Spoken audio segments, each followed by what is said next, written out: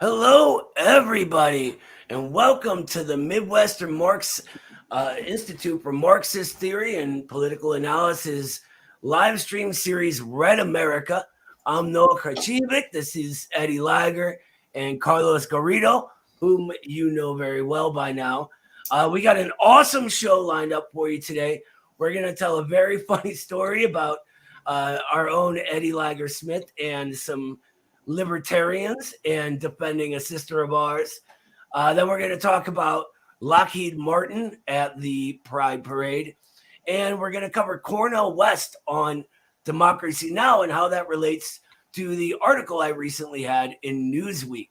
We're going to do all of that right after this.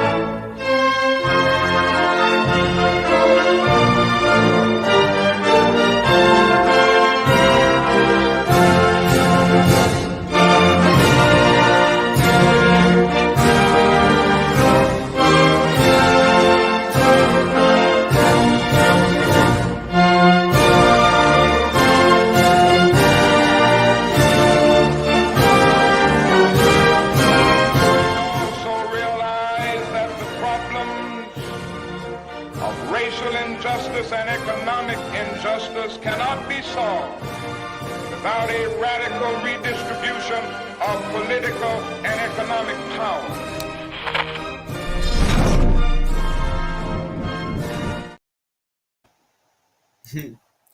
A radical redistribution of political and economic power. Damn straight. There's some clips in there where Noah looks like he's like a 9-year-old with a beard. They took like the very worst video clips of me when like the camera's all fuzzy and I'm like hunched over. You look like a real 9-year-old. Powerful, like let in, like screaming and gesturing, and I'm like, oh, what Marxism, man? It's like the beard job in Jackass. They did it to like a 9-year-old frail kid at the bottom of the camera. We should have had just like a 20-minute video of Noah waving his pen. Just like a full compilation of that. Oh, that would be awesome. The most boring 20 minutes in the world. What is it that you say? You have a phrase that I think Eddie and I were bringing it up the other day. But you do the pen thing, and then you also say something. Oh, I said precisely. Precisely. Someone had another quote. I can't remember what it was. Yeah, that's a T-shirt. Precisely, brother. There you go. Yeah, I use brother like the way like Hulk Hogan uses it, right? It's like the all-encompassing brother. Exactly, bro. Like when I go into a state of Hulkamania, like instead of like going like this, like I point my pen and then like it don't matter how many times you karate chop me in the chest, I just keep going. I'm stupid. It's late for me, so get ready. Eddie, do you want to tell us what the hell is going on? I think there was some back and forth with our friend Esha and this specimen by the name of Prax Ben. And then you came into it, and it was somewhat of an unfair battle. I think the tweet you put out got like 700 and some likes, and his tweet got like 10. He made himself look very foolish. So, but you want to tell us the backstory of that? Yeah, I think I got our boy in an emotionally vulnerable state. It really wasn't fair. Julie said, that's funny. I actually watched Eddie's debate with some libertarians today. These are just the ones, actually. Matt Conley, my wrestling buddy, and I debated this libertarian who, our friend Lady Izdahar has a theory that these libertarians are not only they don't just hate us because we're Marxists, but they hate us because they're insecure with their own masculinity. And they're jealous and scared and angry at the fact that people like us even exist, that Marxists like us even exist. So there was also a tweet in response to this guy with 90 likes that said, the only thing that you want most is a jawline or something like that. But either way, so he was getting into it with our friend Esha Legal. And Esha, I just like threw in like a slight jab at this libertarian guy, just made fun of him a little bit, and then he started spamming me, telling me to join his Twitter space. Now, I was watching the World Team Trials in wrestling with my roommates at this point. I was planning to go to my sister's birthday party later.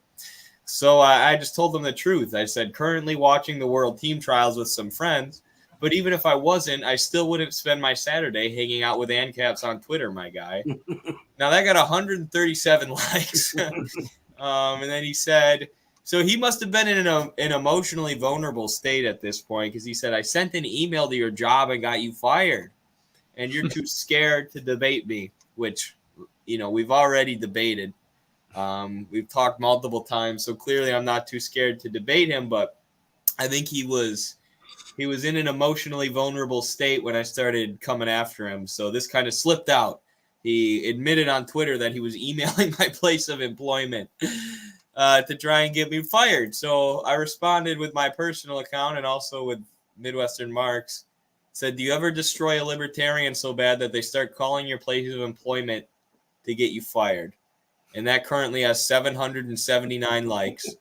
I'll share the link in the chat right now so you can just all go add to that and add to the public shaming of Prax Ben.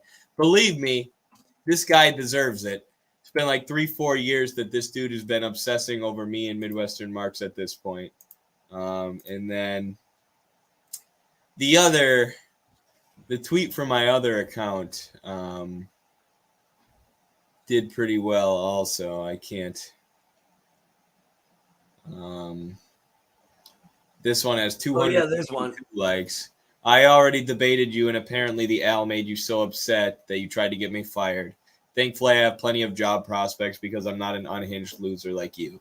Thank you for publicly exposing yourself as a lowlife again. So just a series of L's from Prax Ben for Prax Ben. I didn't even go over like the people other than me who were making fun of him, which there were a lot. So good job, Ben. Another debate lost for the libertarians. You got to insert the. I was just going to say you got to insert the Ashton Kutcher burn right after. Burn. What is a prax, Ben? Like, what does that mean? He means like praxis, like ANCAP praxis, whatever that is. What could that possibly be? I don't know. He's a moron. It's when your dad owns a business. Like That's starting a ANCAP drug praxis. dealing business or something? Like, In an alternative universe, Gramsci's philosophy of praxis, it's actually libertarian. That's the universe that he's working in.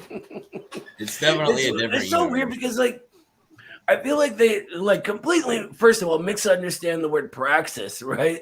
Like when Gramsci uses praxis and in the theory of praxis, he's using it in code because he can't talk about the theory and practice of Marxism.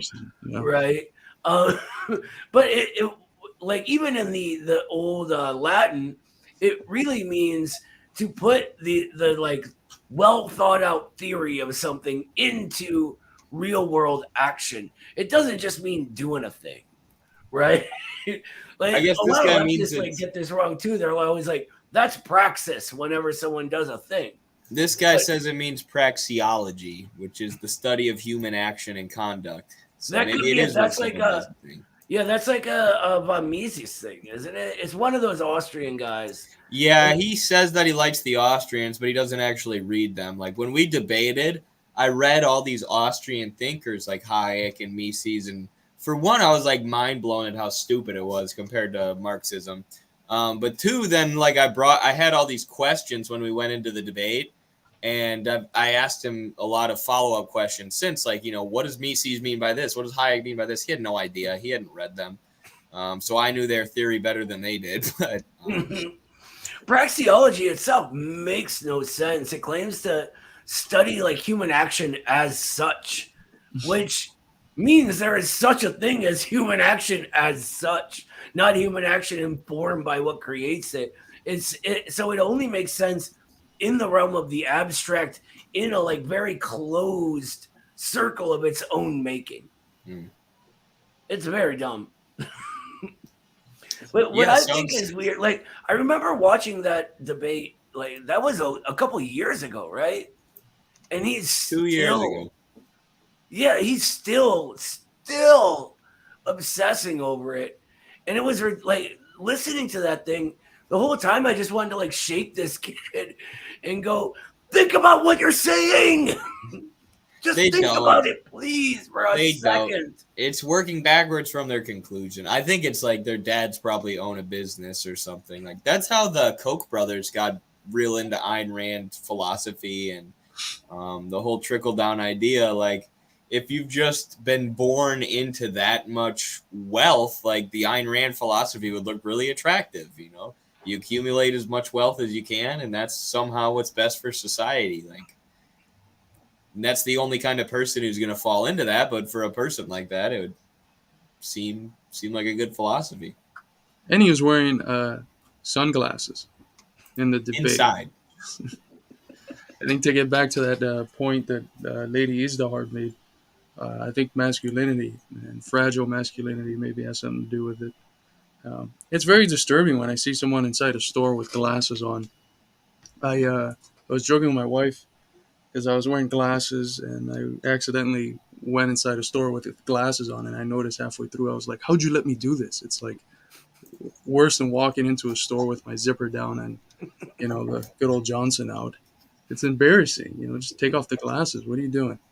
But yeah, this man had him on not only inside his house, but for a live stream.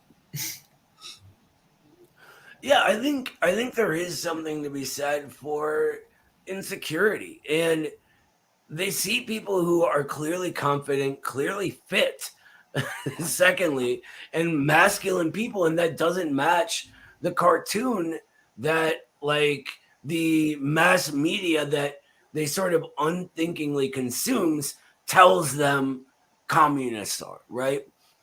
Like, if they met us on the street, there would not be a fight, right? There wouldn't even be an argument.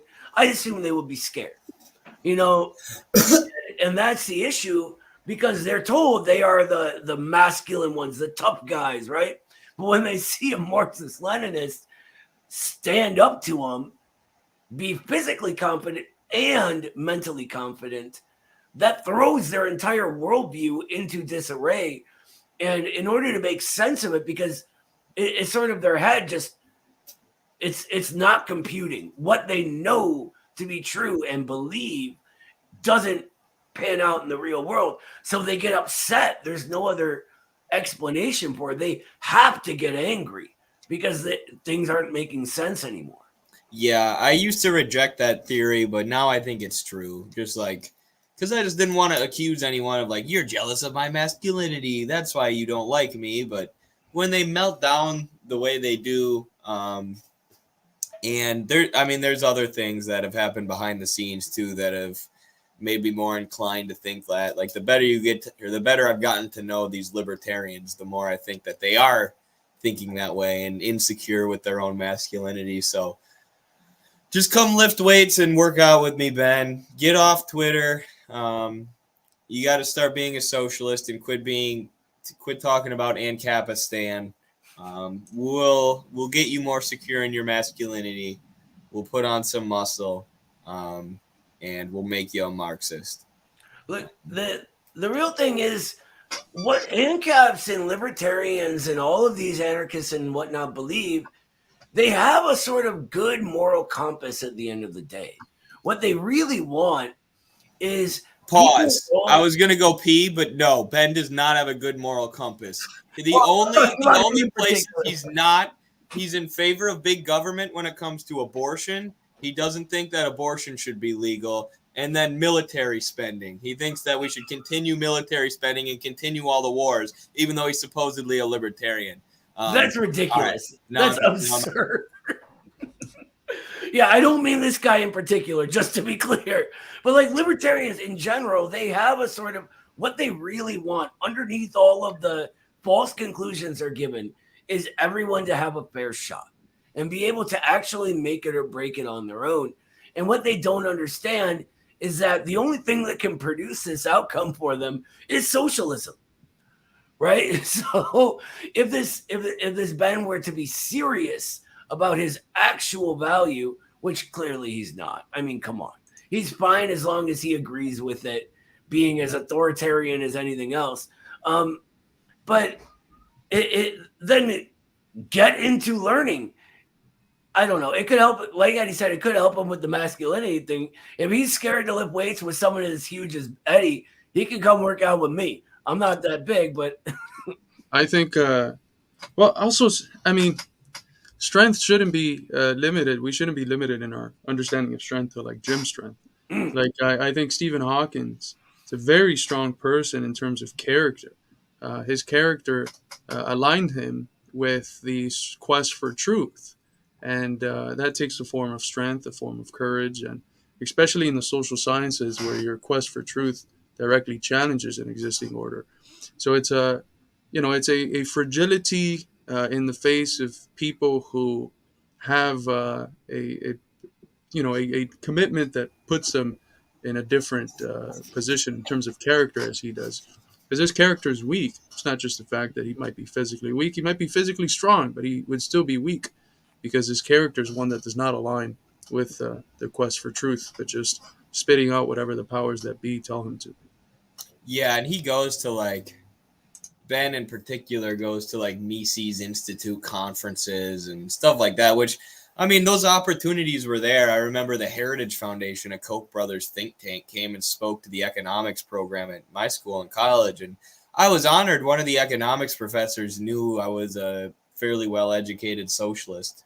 I mean, I don't know how I wasn't that well-educated at the time, so maybe I disagree with his assessment of Eddie in college. But either way, they asked me to come provide pushback to the Heritage think tank guy, which was pretty cool. But I remember a bunch of kids from the economics program showed up in suits to this guy's talk like it was a job interview. Like they would, for them working for the Heritage Foundation, that would be the shit, And what do you do if you work for a Heritage Foundation think tank? You spread nonsense propaganda and you attack people like Midwestern Marx who are trying to spread the truth. So, Ben building up his social media profiles is really, he views it as an audition for the Mises Institute or for whoever else. And that's also why it's so funny when he gets wrecked in a debate or when he gets obliterated online, because it's so important to him. His online profile is so important to him trying to grift and use politics as a way to climb the corporate ladder. Yeah. Well, that's what happens anytime any of them step out of their small little world into the real world. Those ideas get challenged and they can't hold up to any sort of prodding, right? Even liberals that are, horrible war hawks and just as bad as these guys can push through these ideas because they only make sense in the realm of the abstract, perfect society simulation theory that they create. So they go, if A, B, and C, then we can have E, D, and G or whatever, like what's his name? Horrible human being, Sam Cedar, right? He's terrible on almost everything, but still makes these people look silly, Right. I never found the libertarian Adam Kokesh Talking Heads promise to trickle down equality to be legit. Love you guys and what you do. Thank you so much, Cobra Kai. I really appreciate the super chat. Super important for what we do at the Institute. So thank you. But yeah, I mean, it sounds like if you've grown up in China or something, if you've grown up outside the US and you hear the idea of trickle down, it's got to be like, who the hell would believe that?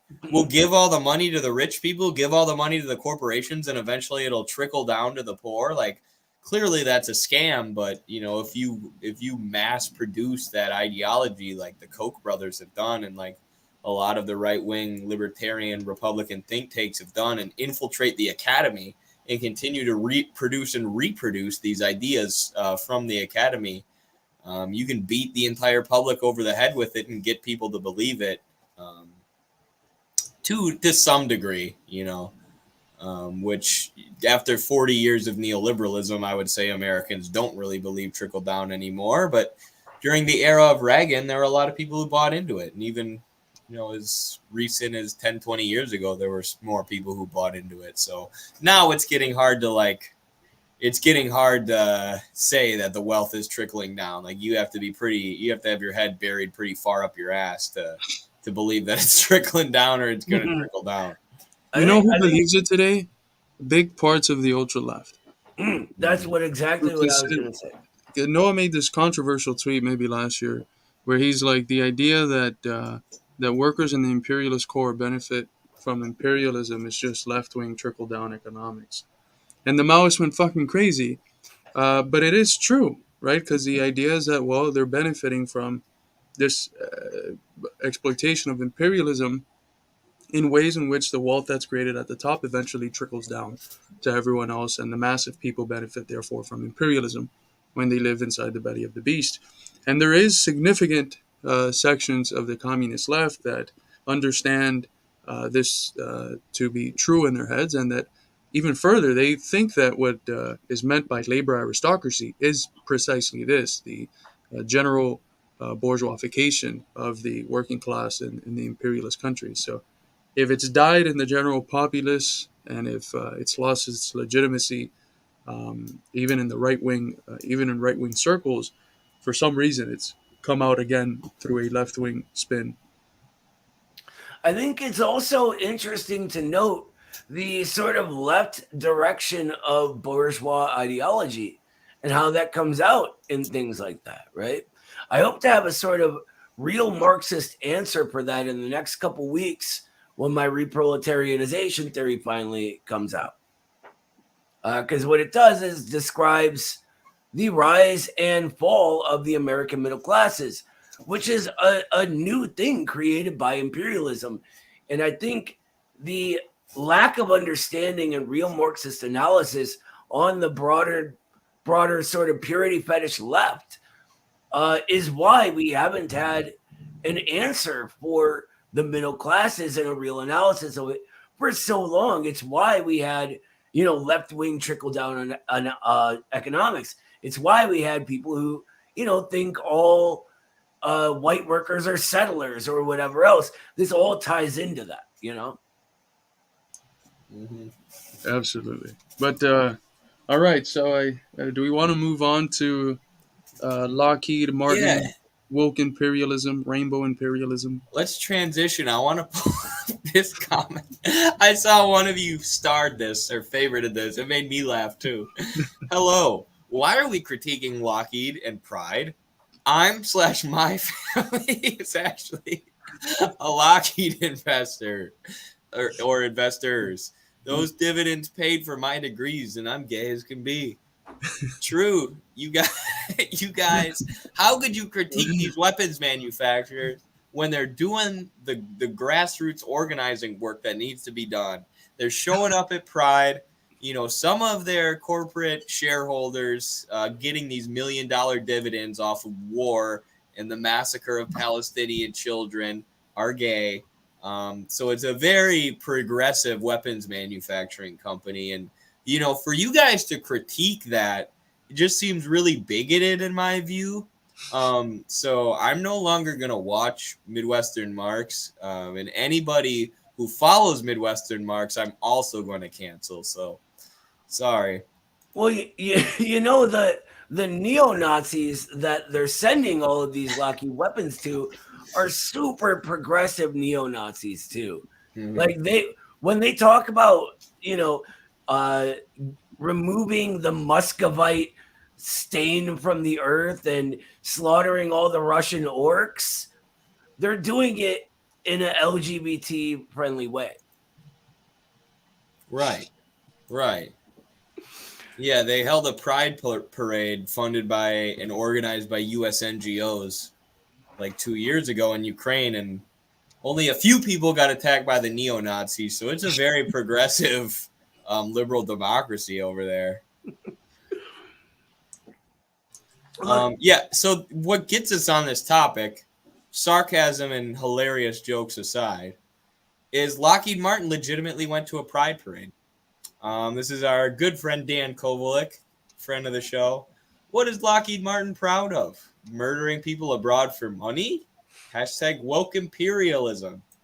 So, yeah, I mean, we covered recently all the State Department tweets for Pride Month, all the CIA tweets for Pride Month, Anthony Blinken, Joe Biden, all of the heads of the American empire right now utilizing LGBTQ symbolism and the movement to put a progressive face on the face of murderous imperialism, and imperialism that enforces like a white supremacist global system in which the white West is held as the global hegemon. So the hypocrisy is clear. I guess I'll let you guys comment and I'll stop rambling after we.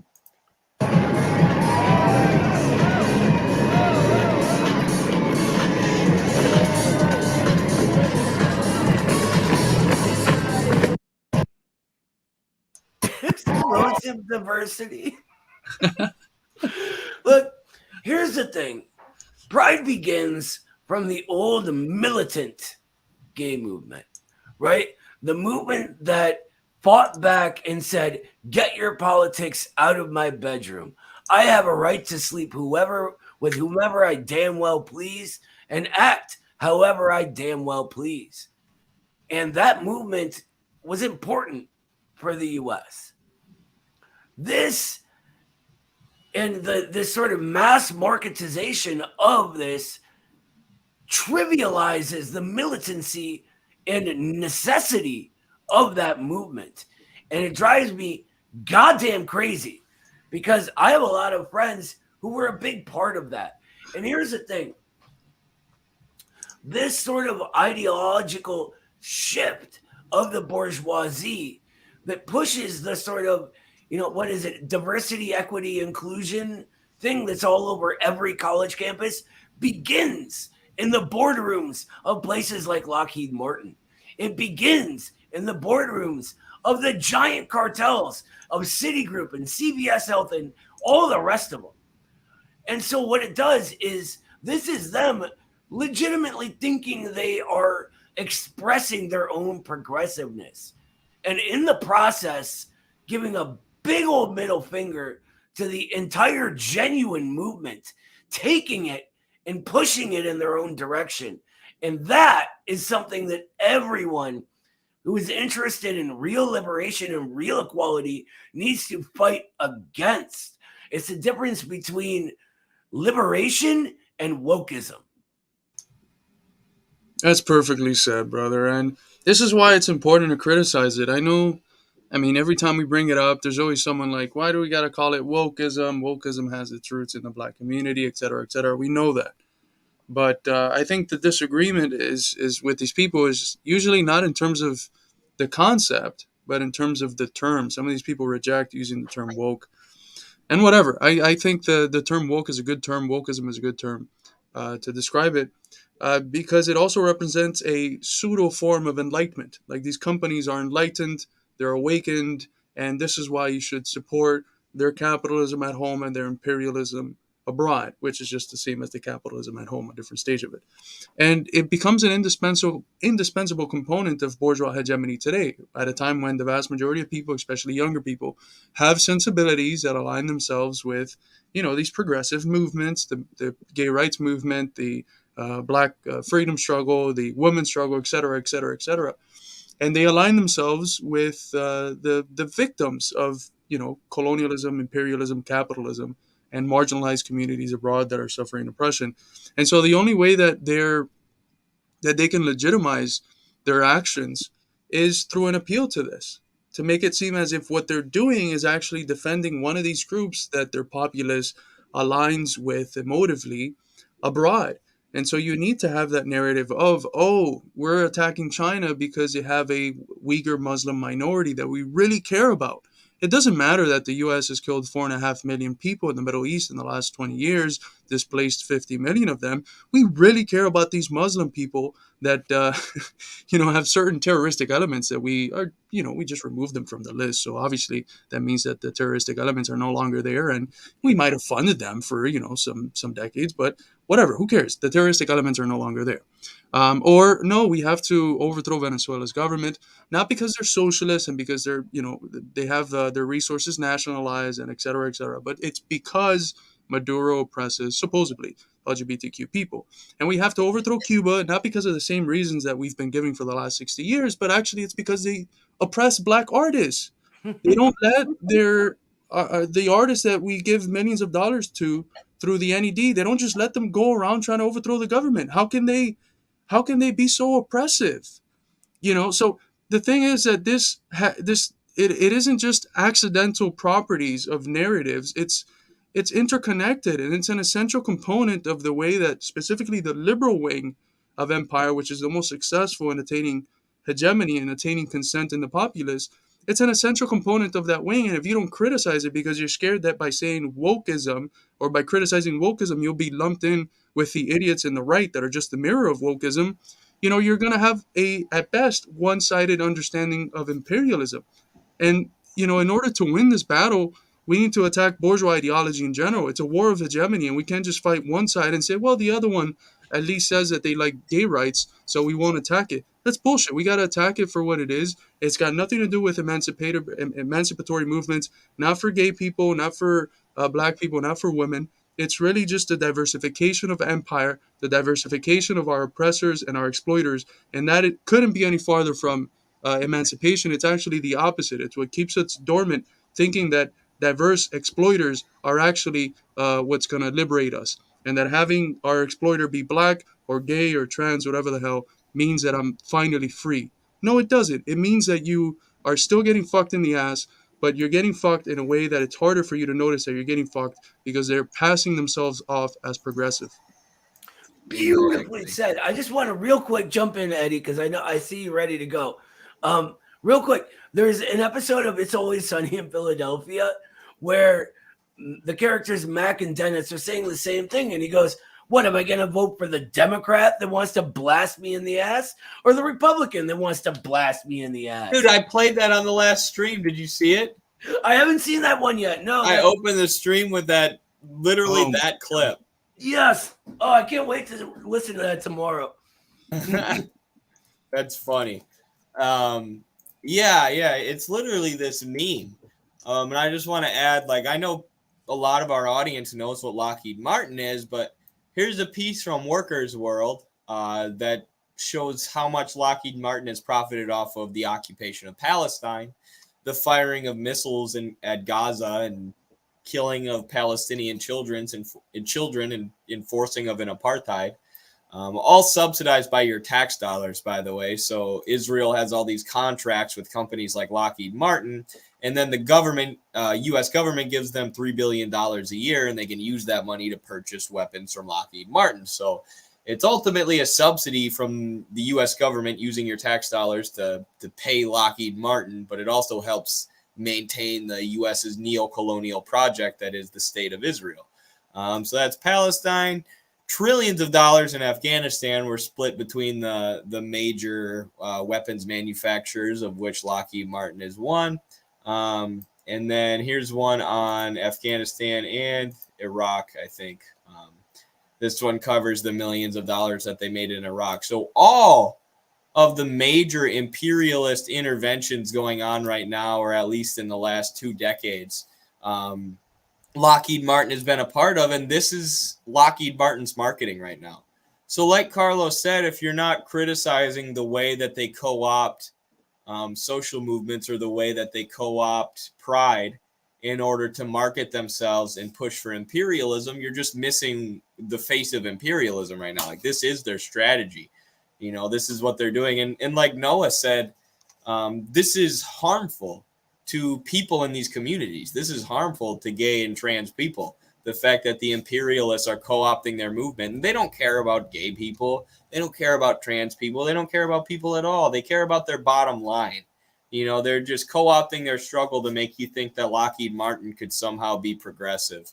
And it's absolutely disgusting. And everybody who considers themselves an anti-imperialist, leftist, socialist should stand against this rainbow washing of imperialism. As Daniel Miller here argues nicely, these companies, Lockheed Martin and others, were nowhere to be found when the gay community needed their support in the 80s, 90s. It's profitable for them to be supportive. It's the only reason why they are. Absolutely, and that's the bottom line. It's difficult because they play on emotions that leftists hold very dear, the concern for the rights of minorities, and the sentiment to oppose oppression in every form that it manifests itself. But we can't let them play with our emotions so that we end up supporting and consenting to their order of death, of literal death and destruction. Like they're waging humanity towards a precipice of nuclear Armageddon. And, they're trying to convince you that one side is better than the other because one side is okay with the pride flag and the other isn't or something. Reject that false binary that they're trying to prop up in order to get you to consent to empire, and realize that, that's neither emancipation of humanity in general when they do that, and it's also not emancipation of the particular groups that they claim to be doing it for. So I think it's the difference between the new bourgeois ideology and the old one, right? They aren't sort of like just cynically doing this. They embody this new ideology, and like Lockheed Martin genuinely believes this is good for the LGBT community, right? Which is absolutely absurd. That's like saying because Obama was president that black people are good now. They don't suffer anything at all. They're great. Obama was president, racism over, let's go home. Right? But that's not how it works. And just as Carlos was just saying, it gives a false view of liberation, kind of, right? By allowing their sort of like representation, diversification of the ruling class, they pretend that liberation is accomplished when it couldn't be anything further from the truth. What it does is create a false consciousness that gets in the way of genuine liberation. It's sort of what it's the same as when they were talking about decolonizing Russia. It's just a woke way to attack Russia. yeah, and it's not just companies. We've seen the CIA, the FBI do it, and various other State Department agencies do this whole game where even the military. The military has done advertisements where they try to posit themselves up as, the most pro-LGBTQ and the most diverse, equitous, and inclusive. Yeah. Yeah, they literally had that ad maybe 2 years ago where it was like a Hispanic woman that was an immigrant and a lesbian and queer and, I think she had like another mental health issue. She was like depressed or suffered from anxiety. They added every single possible box that they could check off. And then she was like, and I feel at home in the CIA.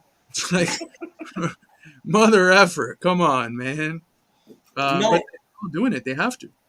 They've been doing that since the 70s, and Gloria Steinem, she was talking about how great and progressive the CIA was as they're cooing nations all across the tri-continent, Yeah, I do know, but I also think it's hella fucked up that you guys don't support decolonized Russia and China. Like, this is an idea straight from the grassroots of the American people, the CIA, who are in touch with the American workers, and this is nobody in Russia or China actually wants this outside of a fringe of separatists armed and backed by the U.S., most of whom don't even live in China and Russia anymore. But this is what we should want as progressives because they called it decolonization. So queer pilots make warplane killing of babies acceptable. This This is a real thing, though. Like, I've seen this be pushed, and I've seen leftists on Twitter pushing this, like, the decolonized map of Russia and China. And again, this is not what the people of Russia and China want. They're multi-ethnic nations, and there's good analysis of this in Marxism and the National Question from Stalin when he's talking about how there are different nationalities within one nation state in a lot of cases, but in a lot of cases there are not, and there can be drawbacks to that.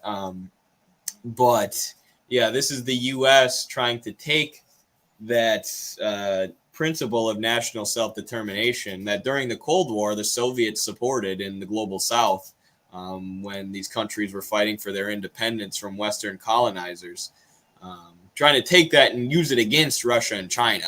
To use it against Russia and China and say, look, you have different nationalities within your country. Yes, you're taking care of those people, especially in China, taking care of those people and giving them cultural and political rights. But, we're going to support separatism and call it decolonization.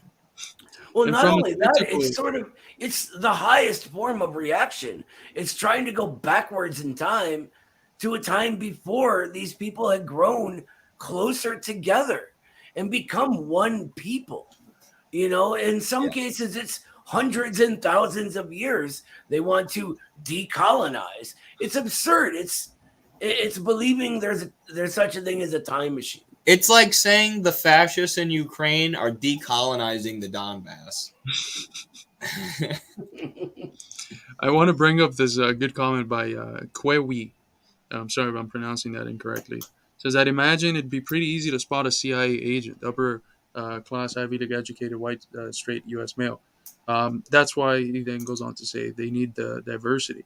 And there's a part of that that's, I think, very on point. Like, it's if you have a very diverse CIA agent that has the boxes that aren't traditionally crossed off, specifically in like media and Hollywood films and stuff, it makes them harder to be spotted, and they become better assets of empire, even as individuals. So that's a really good point, I think. I agree. Should we jump? We should probably cover these. We got two Super chats. super chats. In your ideal socialist America, should anti-socialist activists and political dissidents have their access to social services and rations suppressed? Thank you, CXC, for the $5. No, the idea is that you take care. The government consolidates support of the people by meeting their needs. You meet working class people's needs, and they support you. If people see that the cops aren't there for them, the capitalists aren't there for them, the capitalist government's not there for them, but the communists are there for them. Even after a revolution, when the communists have seized power of the government, they're going to support the communists, at least the majority. This is why like 90% of Chinese people support their government, because they've constantly seen their standard of living raised. So yes, people have disagreements, people have critiques of their government. You're always going to have that. You're always going to have disagreements over like pandemic response when something like COVID hits and mask, regulations and stuff like that. But the government has continually raised people out of poverty and continually made their lives materially better and better and better, which is consolidated support of the people, which gets the majority on board. And like even during the Civil War / Revolutionary War in China, Mao was letting all the political prisoners go because they just had so much support from the masses in the countryside, especially. They would take political prisoners. Mao wrote in the Little Red Book, like, if you take political prisoners, or if you take prisoners of war, you educate them, and then you let them go.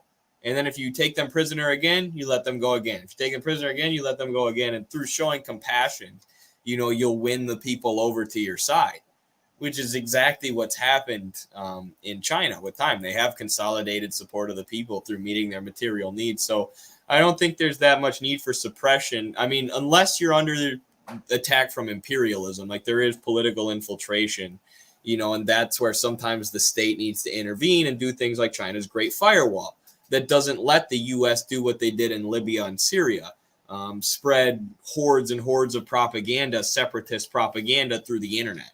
It stops political dissidents and separatism in that sense, but that's combating imperialism. The main goal of socialists is to consolidate support of as much of the working mass as you can. Yeah, I think this question has a couple of things that it's sort of not a question that's easy to answer because one, I don't know what my ideal socialist America is. Socialist America is going to be whatever it ends up being, right? And should anti-socialist activists and political dissidents, just in general, the idea is to have a situation where that doesn't exist.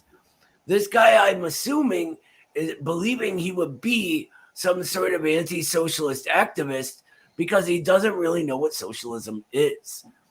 You can see that in the second part of the question, where he believes it's just going to be the government handing out social services and rations. But that's not how things work in the real world. Come on, right? Like rations, really? There is far more than enough to go around for everybody. The issue is that it's destroyed in order to keep profits of the giant cartels up. So would you have your access to social services suppressed? For what? Why would you even exist in such a way? Right? Like, why would you? What about our socialism would make you an anti-socialist activist? That's the question. Absolutely. And they assume out of these myths that are told that socialism just makes everyone poorer, that that's the condition that socialism is going to create without looking at the context of like these social experiments, which have been somewhat poor, at least relative to the US. They fail to look at the context of what was never missing. For these people, medicines were never missing, food, even though ration was never missing. But the context of the scarcity were blockades. Look at the U.S. U.S.'s 60-year-long blockade on Cuba. Criminal blockade has been condemned for the last 30 years by literally the whole world, with the exception of the U.S., of course, and Israel at the UN. And the same thing with the People's Republic, the Democratic People's Republic of Korea, extremely sanctioned country, diverse forms of hybrid warfare. In Korea, they used to pay people that were at the border to give the tail of the cow to them, because once they did that, the cows couldn't do. They couldn't have balance, and they would tip over, and they couldn't do the field work that was needed of them. Which they only started to do that with the cows in the first place because of the blockade. They weren't able to get the oil necessary to work the machines, and so this idea that socialism is about poverty, it's the opposite. In the countries that have had more resources, that haven't been so affected by blockades because of their size, it's brought the opposite. It's brought a tremendous standard of living increases. In the time of the Soviet Union and the process of Stalinist collectivization, the increase in the standard of living was greater than at any other moment in human history.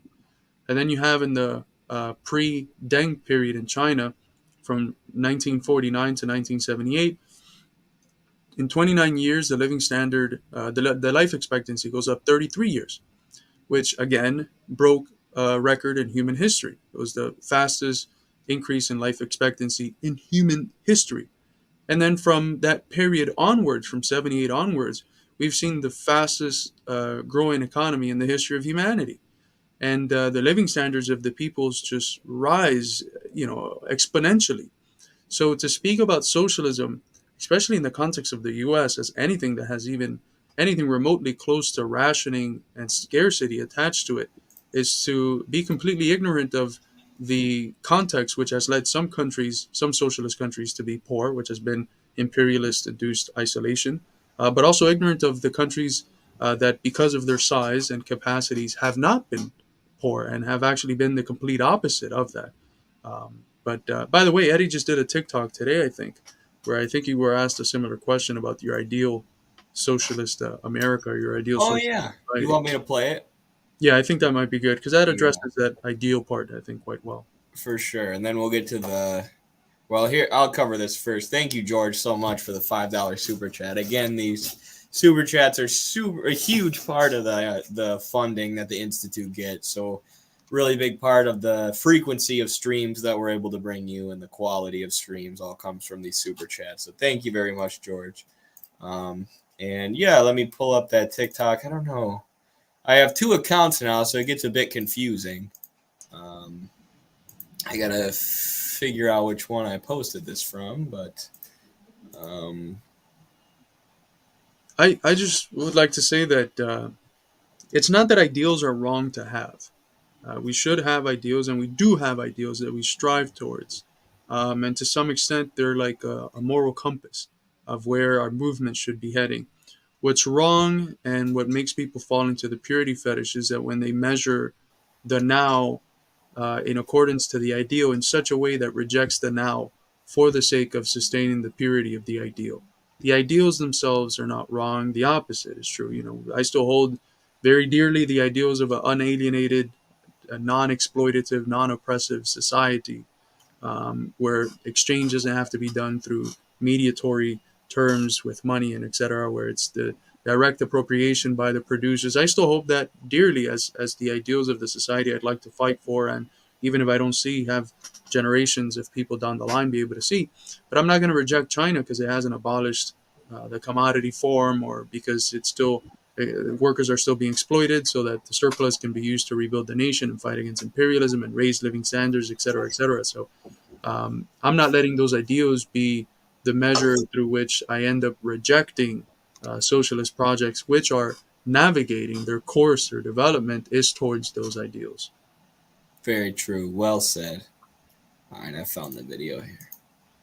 What's your ideal country, since you're always talking crap about America? Well, to be clear, I'm not trying to talk crap about the American people. I'm talking about American capitalism and imperialism. And as far as an ideal country, I don't have one because I'm a materialist. So I recognize that every country has their issues. But there are a whole bunch of policies implemented by other countries that I think the U.S. should emulate. For example, China's poverty alleviation programs that have lifted 800 million people out of relative poverty. I also think we should replicate China's system of high-speed rail, connecting every major city and sector of economic power in their country. This would just stimulate a lot of economic activity, create a lot of jobs, and make transportation easier. Also, the American healthcare system is failing, especially in rural areas where well over 100 hospitals have shut down in the last 10 years. And here, I think we should emulate what Cuba and Venezuela have done. They launched campaigns to build a bunch of hospitals and clinics, especially in the rural areas that had never had healthcare before, and then granted medical school to students who were willing to go serve in the rural areas for 2 years after graduating, creating incentives to work in the rural areas so that the hospitals and clinics remain fully staffed, which is a major problem in America's rural hospitals. So I think that's a policy that we should emulate. And the countries I've mentioned are all explicitly socialist, and they started a lot poorer than the United States. But you can even look at what some of the Nordic countries have done, like Norway nationalizing their oil and using it to pay for social programs. That's something that I think could be really productive in the United States. But the thing is, none of these policies will ever be implemented under our current neoliberal government. They only serve the corporations and lobbyists who write their checks. So without an uprising of the American working class, we'll never get these common sense policies that would make so many people's lives better. And instead of building high-speed rail and healthcare, our healthcare system and infrastructure will continue to fall apart, which is exactly what's going on right now under our current neoliberal system.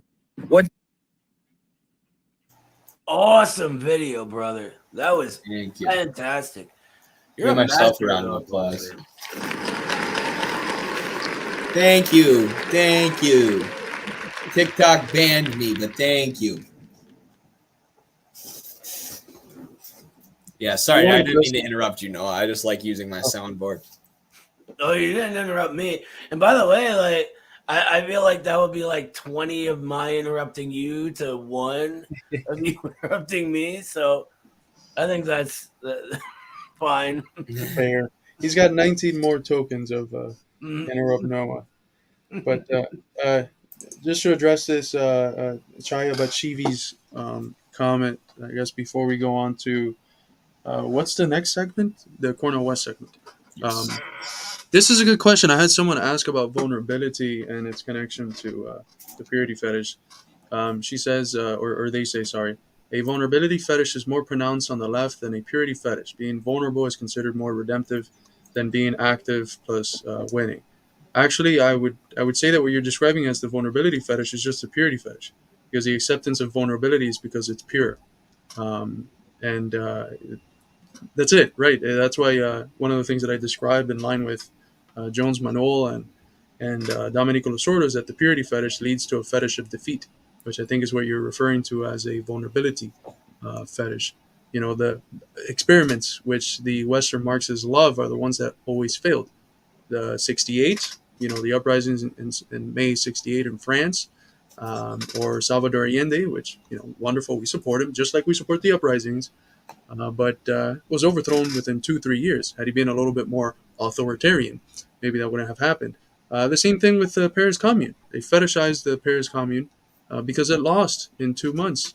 And, you know, Engels himself was already making comments like, had they been a little bit more authoritarian and taken it to where they should have taken it to, maybe they wouldn't have lost in the way that they did. Yeah, that fetish for defeat, or the vulnerability fetish, is a manifestation of the purity fetish, I would say. Yes, I see that too, with like how a lot of leftists view indigenous people or anybody in the global south. It's this concept of the noble savage, which is kind of like the purity fetish applied to vulnerable communities. You see a vulnerable community and all of a sudden, you know, you consider everyone in that community is totally pure, and they don't have the same.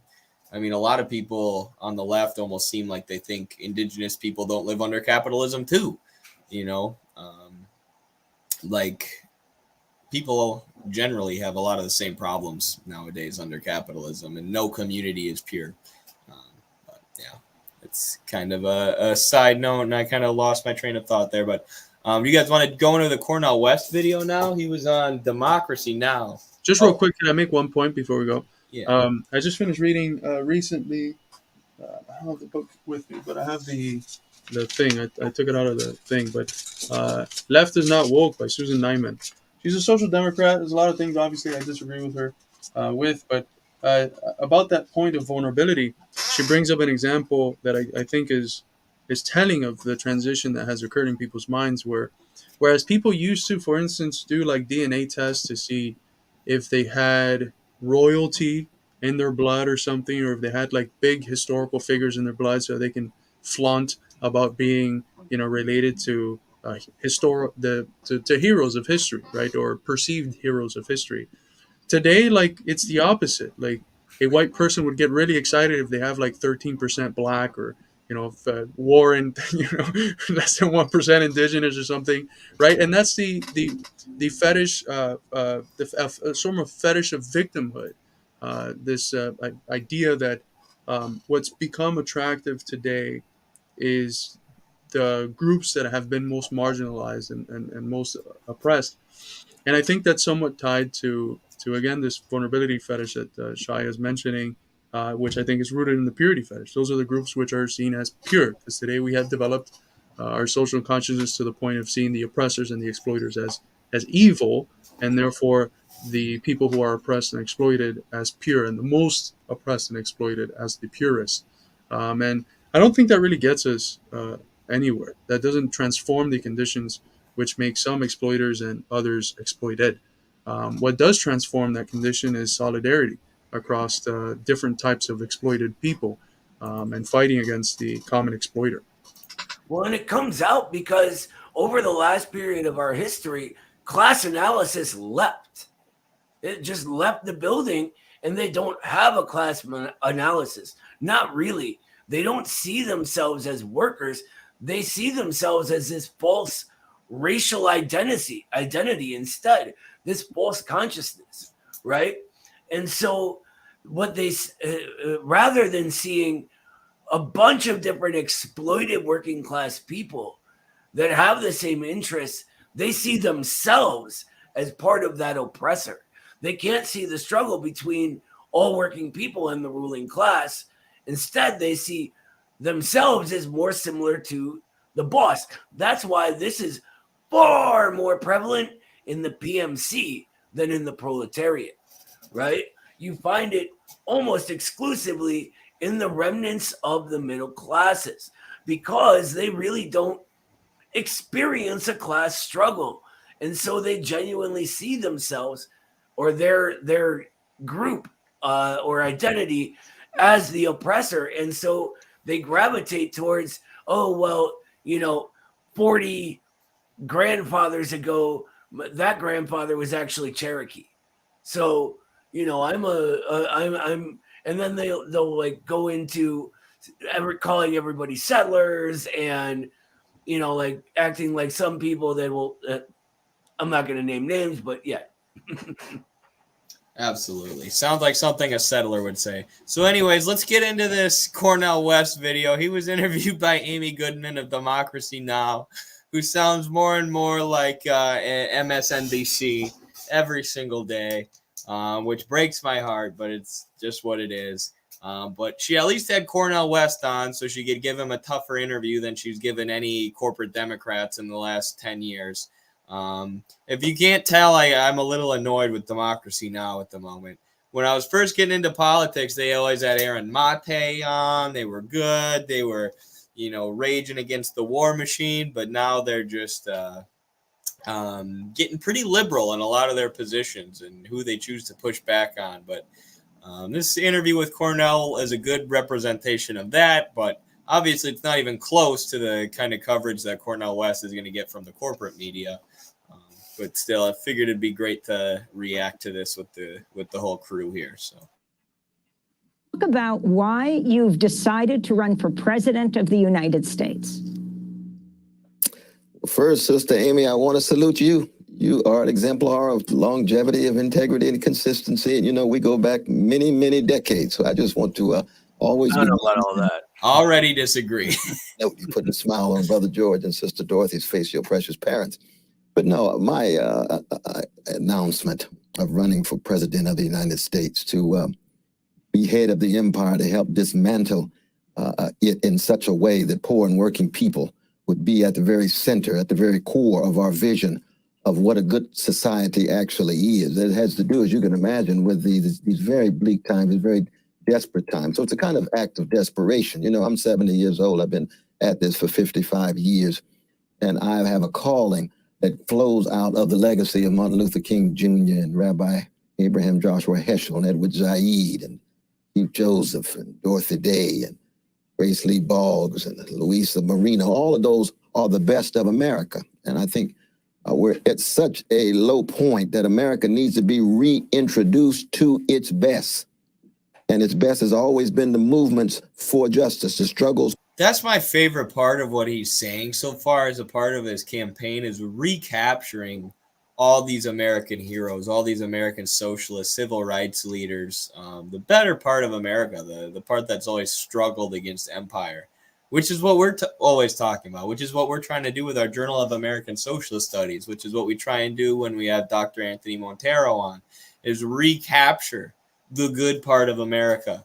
And that's what Cornel West is doing with his campaign. And as we've said a billion times, even if he doesn't win, even if he doesn't get close to winning, the fact that he's going to be reintroducing so many Americans with these heroes of the past, and getting more Americans in touch with our socialist roots and our the history of class struggle in this country, that's a huge step forward. And that's a huge step towards elevating the political consciousness of American workers, because that history has been erased and that history has been hidden for us. And it's a travesty. And he just touched on something absolutely essential. It's that we're revolutionaries, right? We are Marxist Leninists. When we go into the bourgeois electoral arena, it isn't necessarily to win.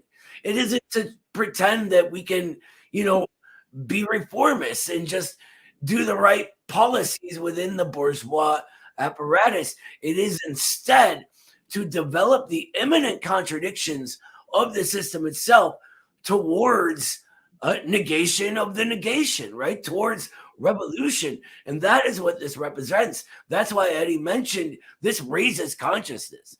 That's why Eddie mentioned the return of the American people to all of our heroes that have been hidden from us, right? People know the name Martin Luther King Jr. because he made enough of a wave that he will never be forgotten.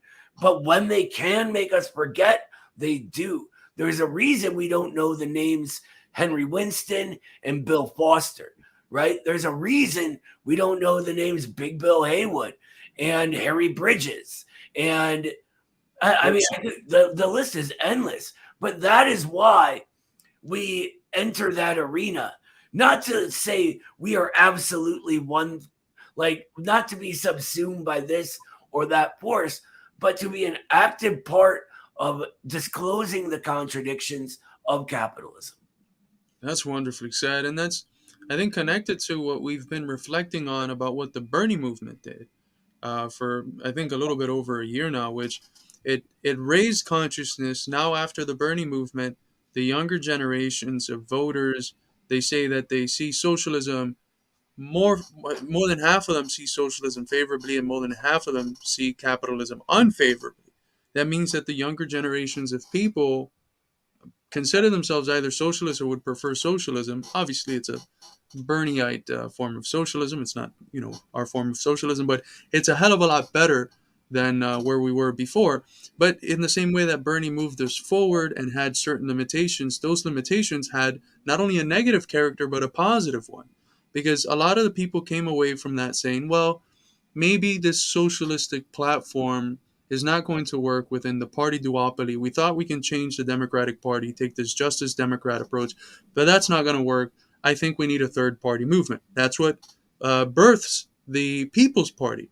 And now I think even if Cornell wins, which we should fight for him to win, but even if he loses, in both cases, what we're going to find is if he wins, it's not going to be as easy to get the things he wants to get done. If he loses, it's probably going to be clear why it was that the whole power of the dictatorship of capital came on him.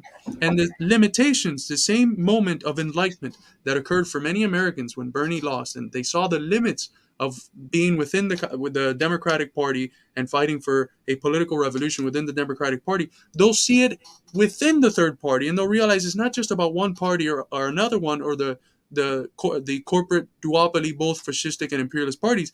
It's about the fact that we exist within a dictatorship of capital that has to be radically overturned, and that if we want to actually pass these progressive things that most of us seem to agree on, what we actually need is a dictatorship of the working class. We need institutions and a state and a political economy that is governed by, for, and government of, by, for, and of the working class. And that's really the essence of the matter. So I think that it's a win-win with Cornell West. Even if we lose, we're going to win tremendously, because it's going to radicalize a hell of a lot of people and help them realize that winning the presidency with a third party in itself would not be enough. We need something more radical to undergo. And I think we're going to be able to build the communities and the bases for moving forward, even if the campaign is lost.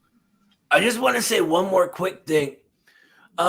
So what happens if he loses? If the establishment pulls some shenanigans like they did against Bernie, they could do all kinds of stuff, right? What happens if he loses and we say no? And we say, no, we're not going to take a loss. We're going to keep fighting, and you can't stop us.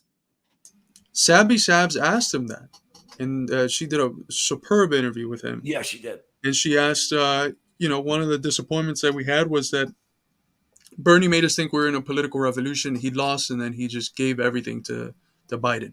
What are you going to do in the case that you lose? And he basically admitted, no, I agree with you. I'm not going to just endorse Biden. I'm going to keep this movement going even after. If we lose, after we lose, we're going to keep it going. So hopefully that's true. I think Cornell's a man, regardless of the disagreements that we have, I think he's a man of integrity, of a very deep integrity and honest person. And if he says that regardless of the outcome of the election, he's going to keep this train going, I believe him. And I think we should be there and hopefully, helping with the conduction of the train and helping to guide the train. Is that what a conductor does? Conduction? I don't even think conduction is a word. I'm stretching myself. You just made it, though. I like it. I'm a philosopher, so I get this little card in the mail when you get the degree. You get to start being able to make up words. for freedom, the solidarity based on a fundamental commitment to the dignity of those Sly Stone calls everyday people. And there's no doubt in my mind that the two-party system now is a major impediment for the empowerment of poor and working people. I'm thoroughly convinced that, of course, the neo-fascist Republican Party has already made it very clear that they're tied to big business and big military, big tech, and so forth. And the milquetoast neoliberal Democratic Party strikes me as being incapable of taking seriously the fundamental needs of poor and working people, not just here, but around the world. The militarism abroad. Can you pause it real quick? $7 billion frozen for Afghans. I think this is where we disagree with Dr. West. He sees the Democrats as inherently not part of the threat of fascism, and only the Republicans that way.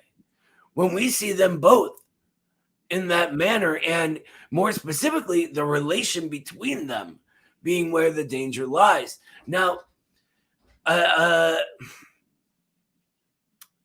just really want to point out that doesn't matter, right? In the sort of actual concrete world, how we view them is really immaterial to what we are doing to fight them and build an actual workers' movement. How the things arrange themselves in West Head is not of primary importance to us. And his criticism, like his analysis of the racism and the fascist elements on the right are good. He says that a lot of these Trump supporters, especially the ones with more bigoted tendencies, view the professional managerial class as the winners of neoliberalism, as the winners of globalization and the modern economy. And then they associate the professional managerial class with diversity and with wokism. So then they just turn all their hatred towards that and all their hatred towards the culture war. That's a really good analysis. So whether he calls the more bigoted elements of the right in this country neo-fascists, or whether he calls Trumpers neo-fascists or not, I think is less important. And like Noah said, it's more about what bases of power are we building up to fight the Democrats and the Republicans, who we view as both, basically fascistic parties. But this doesn't have as much to do with what Noah said. I just thought this was interesting. Dipshits like Sam Cedar say losses are more detrimental to the leftist cause, like M4A. Not only is that stupid because it's historically untrue, like Salvador Allende in Chile lost 2 elections. The U.S. was heavily involved in helping to rig 2 elections against him. So that was 8 years, before he actually won election. In 1992 in Venezuela, Hugo Chavez attempted to seize power of the government. Didn't work. He was imprisoned. 8 years later, he's elected president of the country. Bernie Sanders in America, he didn't win, but the popularity of socialism and policies like Medicare for All shot through the roof during his campaign.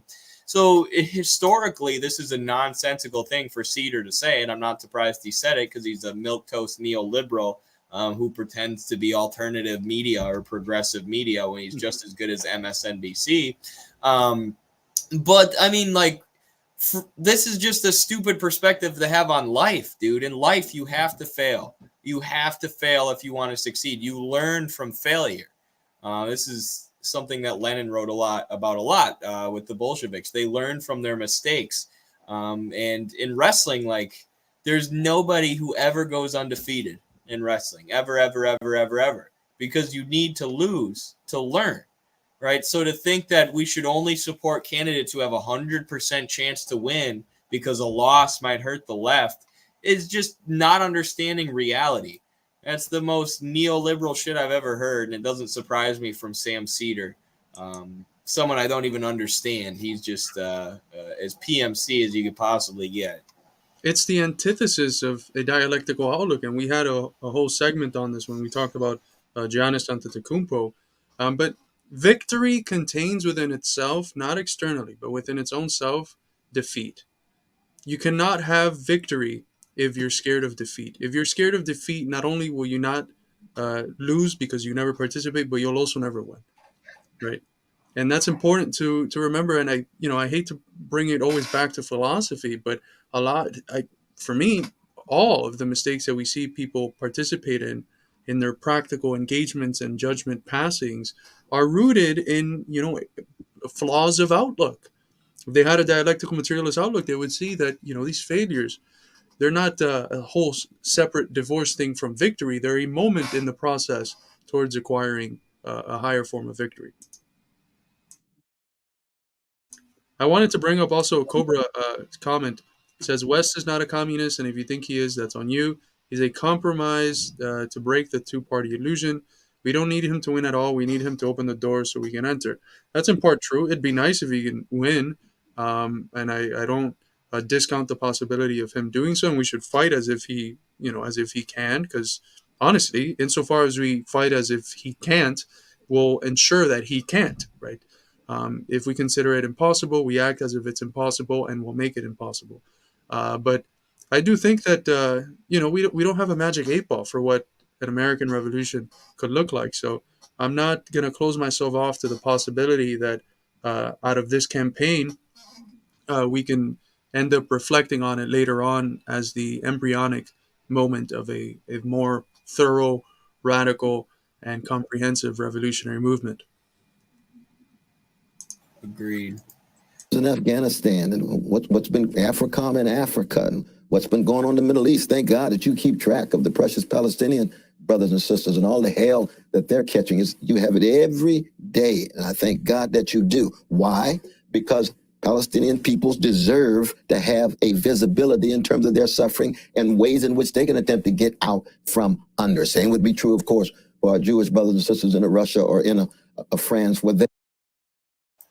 He just brought up Russia. Thank you, Battle Cossack, for the super chat. Really, really, really, really appreciate your financial support. They want to balkanize Russia just like Yugoslavia. Yeah, actually, earlier we showed a CIA-produced map of the decolonized Russia, which was just Russia all balkanized. So exactly what you were talking about, and exactly what they did to Yugoslavia by supporting different separatist groups and ethno-nationalist groups like the Kosovo Liberation Army.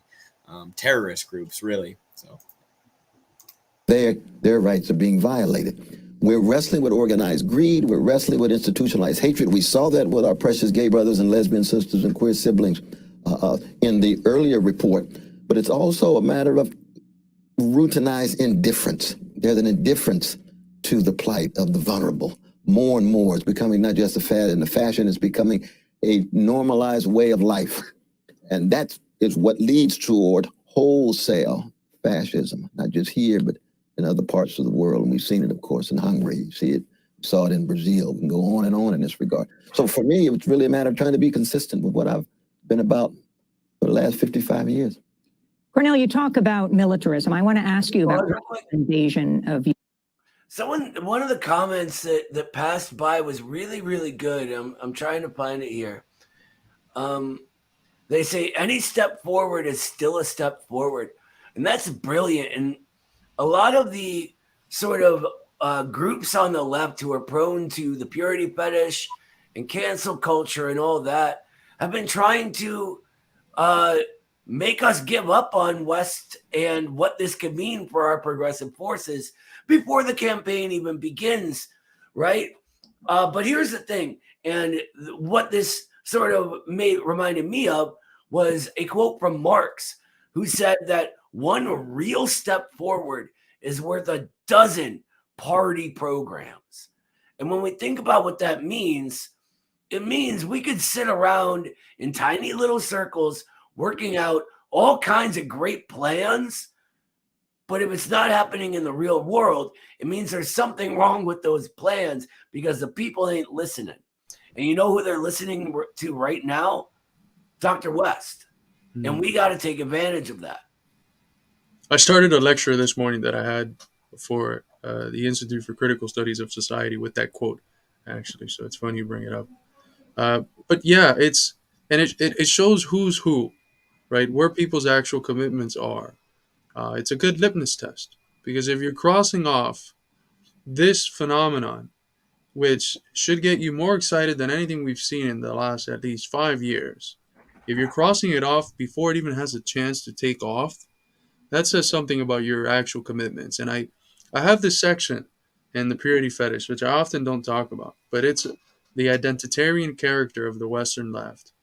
And if their identities is tied or are tied to being a fringe countercultural group of communists within capitalism, that means that if they actually win socialism, they lose who they are. They lose their identity as a fringe countercultural communist person within an insular communist group. And so they're actually scared of winning. They're scared of winning because winning means losing who it is that they are, losing in terms of their identity. That's very much prophilic and tied to these symbols and these seemingly radical discourses online. That's so interesting because when I first started making content for Midwestern Marx and the Institute and the TikToks and stuff, like, I just thought of it as we got to recruit as many working class people as possible. We got to convince working class people that Marxism is correct and get them into a socialist communist party. And all of a sudden I started getting all this pushback and all this criticism about, why are you bringing these people into our spaces? Why are you recruiting this person and that person and bringing them into our spaces? It was all about bringing them into our spaces, and this needs to be a safe space, and quit, recruiting these people who used to vote for Trump. And it just confused me. I'm like, wait, is the goal not to recruit workers? But for them, for these professional managerial class leftists, especially for ones who are making money being leftist communist TikTok creators who are literally just liberals who want to kill anyone who doesn't agree with their identity politics. They think that's what being radical is, doing violence against people who don't agree with their culture war positions. A lot of them just are worried about their social group, about their space, their online space getting messed up, having people who they don't like come into it. And that's not what socialism is. That's not what communism is. But it's exactly what Carlos says. They're scared of winning because it messes up their countercultural position within neoliberal capitalist society. Here comes the catchphrase. Precisely, brother. That's absolutely how it is. They've crafted these little safe spaces for their little niche, and they only want to let people in who will make them feel safe.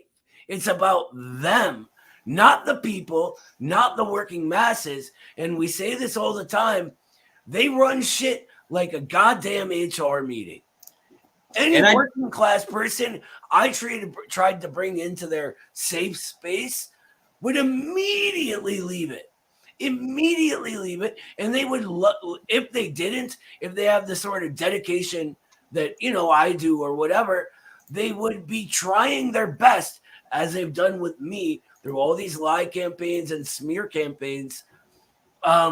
They try their best to make them leave it, right?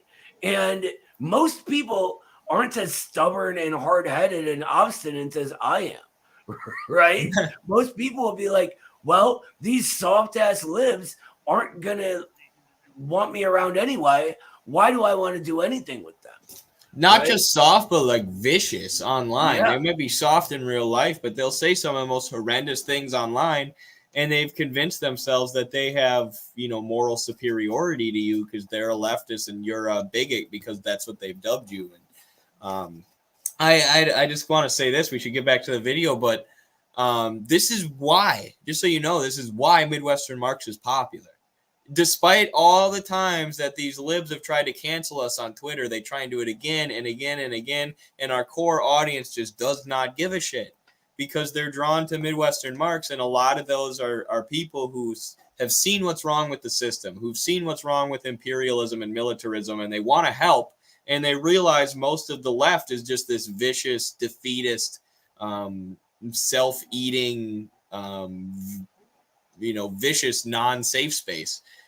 So they're drawn to Midwestern Marx, who is open. Yes, come join us. We'll teach you. We'll help you learn. We're focused on recruiting more people to our movement and overthrowing the ruling class. Simple as that. People are drawn to that. People want that. Underneath all of that, what it is Western chauvinism and their class chauvinism, right? And when they sit around in their little college rich white liberal circle asking each other, in Cleveland, where I'm from, which is a majority black city, why there aren't more black people involved. It's precisely that. And then you can see, look at our class, right?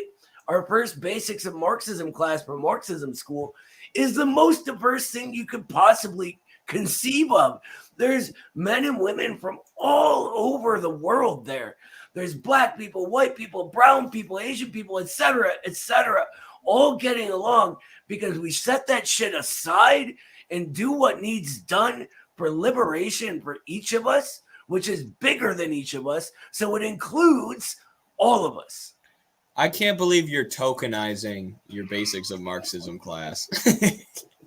Just kidding. No, it's true. It's awesome. Noah's class is the most diverse group of working class people. It's great. Ukraine. In March of last year, you told the New Yorker, we must try to stop the war, recognizing that the American empire has little or no moral authority when it comes to violation of international law and the overthrow of national sovereignty, as in Latin America, the Middle East, and Asia. You've also called Putin, you've been severely critical of President Putin for the invasion. Talk about your views on what happened, what is happening. So Cornell West brings up militarism, and the first thing she does is try and get him to shit on Russia. Like, come on, dude. Russia doesn't have 800 military bases around the world, Amy Goodman. They're not the main imperialist power. Pull your head out of your corporate funded ass. Well, you notice this is a spot where we disagree with him on the character of Russia, but what is the actual concrete implication of what he actually said in his policy? It is pushing for peace, which by default must include denazification of Ukraine and Russia's safety and sovereignty. And so let's listen to his answer here before we comment on it. Needs to end. Well, one, I think you have the clash of two empires. The Russian Empire is a deeply wounded empire. It's had its territory cut back. Of course, its economy is shrinking. And then you've got the American Empire, which is the most powerful empire in the history of the world. In fact, it's the 68th empire out of the 70, going back to the beginning of the human species. And so on the one hand, you have the promise of the American Empire to the elites in the Russian Empire: we will not move an inch. And within decades, 14 of the satellite countries of the Soviet Union, the former Soviet Union, are part of NATO. They're just missiles right on the borders and boundaries of the Russian Empire. Now, we know empires behave like empires. I mean, if there's missiles in Canada and Mexico, the U.S. government would blow them to smithereens quick. We saw it in Cuba in 1962. So that empires behave like empires. They're greedy. They're driven by predatory capitalist dispositions. They're obsessed with hierarchy. Can we pause that real quick? Because, I mean, to say that having your largest enemy, extend up until your border and militarize the country next to you, and create this whole and to say that the reaction has been one of an empire, or like this is archetypical of empires, it's just not true. It's just archetypical of anyone who's getting harassed in the similar fashion. Even if you reduce it from this macro level and you look at it from a micro level, you don't have to be like a bully, the equivalent of an empire. You don't have to be a bully so that if someone's coming up to you and it looks like they're about to punch you, you strike first and you defend yourself, or you strike and you defend yourself and you get ready to fight. That doesn't make you a bully. That makes you someone who's watching the trajectory of what's about to happen to you, and you don't want to get your ass beat. And, so, I mean, these are the disagreements that we're going to have with him. And hopefully if we can play any part in his campaign, we can maybe try to change his mind on it. But either way, anti-intervention, which is, baseline good. But these are the same comments that are given about Russia and then later about China that, Trotskyite groups that have some of the worst foreign policy in the U.S. give. But it's still, it's better than what we have. Right. The fact that he's even willing to admit that Ukraine was militarized by the U.S. and that NATO was expanding towards Russia's border already puts him leagues ahead of every other candidate, except for maybe RFK. So, yeah. What hits me as him being leagues better as well is that the concrete implications, like I was just saying, of what he's saying his policy is peace, which can only include the safety and sovereignty of Russia, right? Whether he thinks it's an empire or not isn't material to him. And, you know, I'll tell you what, give him a day or two and a few conversations with the three of us, I guarantee you we can change his mind. Right. And I'm a little more sympathetic to people. I mean, not what Cornell West is saying here, that Russia was acting imperialistically by launching the special military operation, but like, you know, I'll say on TikTok all the time, I'll say, I don't care if you don't support the Russian intervention. Look at this, this, this, and this. Because when you're speaking to people who aren't politically educated, they just have this vicious idea of Russia as this comic book villain, this super villain. You know, so sometimes it's good to lead with, okay, don't support the war. Don't support the special military operation. Sure, that makes perfect sense. You know, war is bad. I'm against the war happening in general too. But that's what I'm trying to say. Look at what NATO did. Look at this coup. Look at the NGOs. Look at the NED. So sometimes you can start from that position, you know, and move them to the anti-imperialist position, which maybe isn't what Cornel West is doing here. But when you're appealing to the masses of America, you know, I understand meeting them where they're at a little bit on this issue. Without, I mean, I would never concede the stuff that Cornel West has said here, or I would never, you know, call Russia an imperialist power, that call the special military operation explicitly imperialist. But I do kind of see where he's coming from with that. But he's also called Putin a gangster. And he doesn't use that lightly. He's called Trump a gangster, and he considers Trump to be a neo-fascist. So, I mean, Marius is not wrong here. I don't know. Demonization of Putin is a major component of what's been legitimizing war drive against Russia, and we all know that's true. We've been talking about it for a long time, and you can't neatly separate the two. So these are some objective contradictions that we're going to have to tarry with. Hopefully, you can overcome it, and if not, hopefully the anti-interventionist spirit of it is not affected by the fact that he's demonizing Russia, which, as we know, has been a central component of the interventionist approach of the mainstream political parties. True. And he isn't, like, a lot of times I'll say that to make the point that Putin isn't a madman. I'll say, okay, don't support the intervention, but what should Putin have done? You know, how could you say this was irrational, like he just did it out of the blue? Whereas Cornel West is throwing some shade, you know, just calling Putin a gangster, which does feed itself to Western propaganda. I think maybe we should touch on this before we jump back into. Go ahead, Carlos. Then we'll. Insofar as and he doesn't speak about the Maidan coup, which I think is fundamental. But insofar as you can talk about eastward expansion, the role of NATO, etc., what you're literally doing is giving reasons.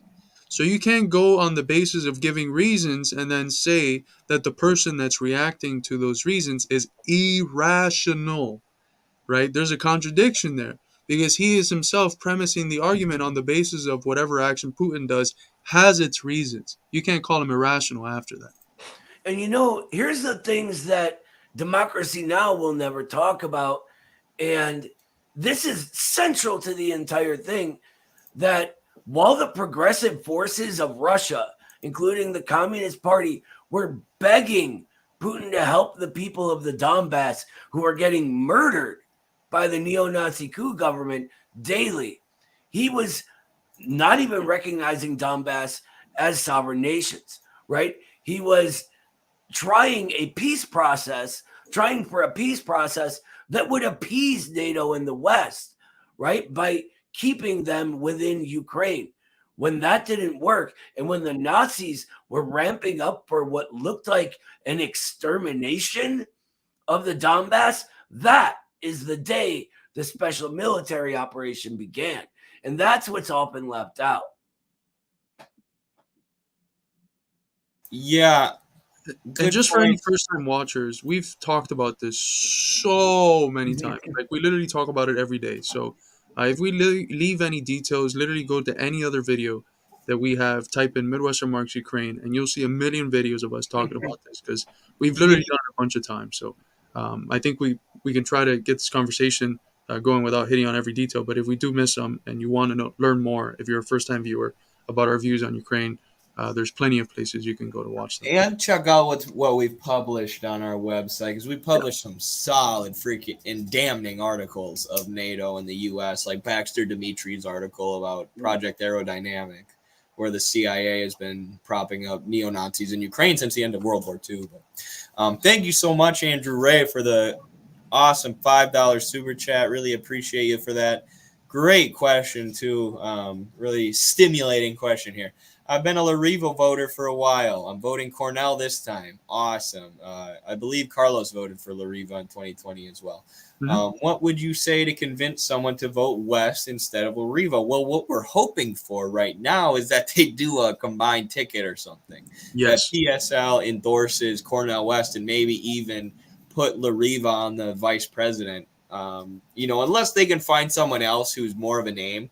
Because Lariva is a huge name among Marxist-Leninists and socialists and anti-imperialists. If they can find someone who's in line with that, in line with our values, but who has a bigger name amongst regular Americans, maybe. But I hope PSL endorses. I hope CPUSA endorses, because, and I always bring up the Bolivarian Revolution when we're talking about this. That was basically what happened with Chavez, was all the different socialist and communist parties in Venezuela got behind him and organized for him, and then continually pushed him into a more and more socialistic, anti-imperialist position once he got in office. So I'm hoping that's what PSL and them see the opportunity for. And I mean, I'd be interested in hearing your reasons, Andrew, why you're voting for Cornel West instead of Lariva, but I think it's just a great moment. Like Lariva basically was running for president with knowing that she wasn't going to win, but just to get anti-imperialist ideas out there. Cornel West is a big name, and he has, the ability to attract more attention to the same ideals that Lariva stands for. So I think it's just a matter of strategy this year. You bring up something really important, Eddie, and it brings it back to the purity fetish and those who are foreclosing even the notion of building a coalition around this. If we don't do that, we can't push things in a more Marxist, materialist, revolutionary direction. We don't have a say. If we put ourselves against them, it's just being a weapon on behalf of the establishment at that point, right? But if we work to create a real coalition and coalesce around what's already arising in reality, just as Marx and Engels coalesced around the Paris Commune after saying they shouldn't revolt, that something amazing can happen, and we can be an active part of that. Conquest, the Alexander the Great, associated with a grand empire. So that in that regard, there's no doubt in my mind that the expansion of NATO has played a crucial role in the wounded Russian Empire with all of its repression, all of its regimentation. Let us never forget about the thousands of Russian brothers and sisters who are going to jail in opposition to gangster Putin's criminal invasion. But he's pushed against the wall and he responds. That's how heads of empire respond. So we've got to be in solidarity with the suffering of Ukrainian brothers and sisters, but we have to recognize NATO is an instrument of American imperial foreign policy. We've seen it over and over again, and so we're witnessing a proxy war. There must be a ceasefire. There must be a stopping of that war. Why? We're on the road to nuclear. And I agree with what Maria said, that the demonizing of Putin isn't great because it lends itself to Western propaganda. But ultimately, his opinions on Russia don't matter too much because he's not going to be governing Russia. He's going to be governing, hopefully, America. And as long as he's against NATO and he wants to move America towards peace, to do what needs to be done to move America towards peace, he's in the correct position as far as that goes. He's not completely ideologically in line with us because of the reasons that I mentioned. He's lending his voice to some of the imperial propaganda against Russia, but he's also ultimately correct on the policy that what needs to be done from an American perspective is to move towards a peace plan before we get closer to nuclear war, and to realize that NATO is an imperialist instrument that put us in this situation in the first place. He should have mentioned the coup, though. It upsets me that he doesn't mention the coup, and I know that's a thing where he's scared, of the backlash that he's going to get from people who watch Democracy Now! If he mentions the coup, and it's like, dude, you gotta draw that line, though. You gotta point out the coup, because that's such a pivotal thing in this event. And like a lot of Americans, you could probably change their mind on it if they don't already know that the coup happened. You could educate them on this. So I hope that he starts bringing up the Maidan coup. But yeah, that's my thoughts on that. I don't know if I don't see him being someone who, if he thinks something is correct, he wouldn't say it because he's scared. So I think, Cornell West has been around for a very long time. He's part of, as Maria said, the social democratic socialist tradition that has held deep anti-Soviet and anti-China prejudices. Anything that smells like a communist party and a dictatorship of the proletariat, they see as undemocratic and authoritarian.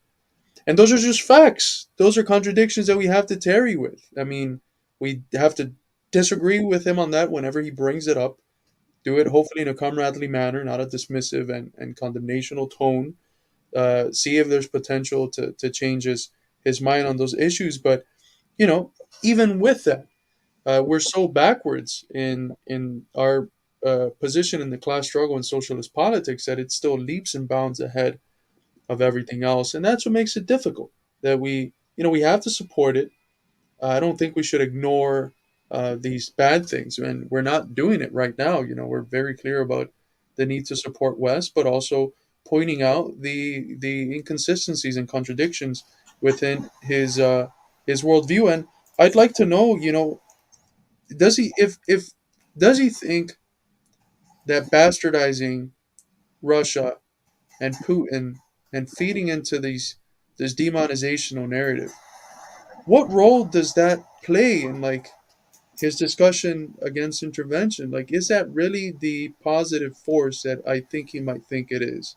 I don't think it brings up any nuance at all. Because in order to have, I think, a correct interpretation of the war that pushes more people against intervention, you can't participate in this, bastardization of Putin as if his actions weren't, fully rational. I struggle to think that he can't do the good parts that he's proposing in terms of non-intervention without having to add the bad parts. I think, especially after, I think more than half of the population is against the proxy war, a lot of favorability numbers for RFK, who doesn't speak like this, for Trump, who, I'm sorry to say it, but Trump doesn't speak like this about Russia. He doesn't call Putin a gangster. No, at least I haven't seen it. He calls him the opposite. He calls him a very smart man or something like that. And we know He said he made a horrible mistake in launching the intervention. Right, but that's not a dehumanization of Putin or a demonization of him. So especially with the amount of people that agree with Trump and RFK on this issue, I don't think Cornel West is winning any people over by trying to have this sort of fake nuance of right. And that's what makes me mad, is I feel like he's appealing to the Democracy Now! Viewers with that. And it's like I was saying, it's like, Cornel, you don't need to do that. You don't need to appeal to those people. Those people aren't what's going to win you this election. Those aren't the people we're trying to bring on board. So, and I also want to say, this is where the purity fetish is important, because you can critique Cornel without throwing him in the dumpster as a human. Absolutely. That's exactly who he's appealing to, Eddie. He's appealing to the purity fetish left here.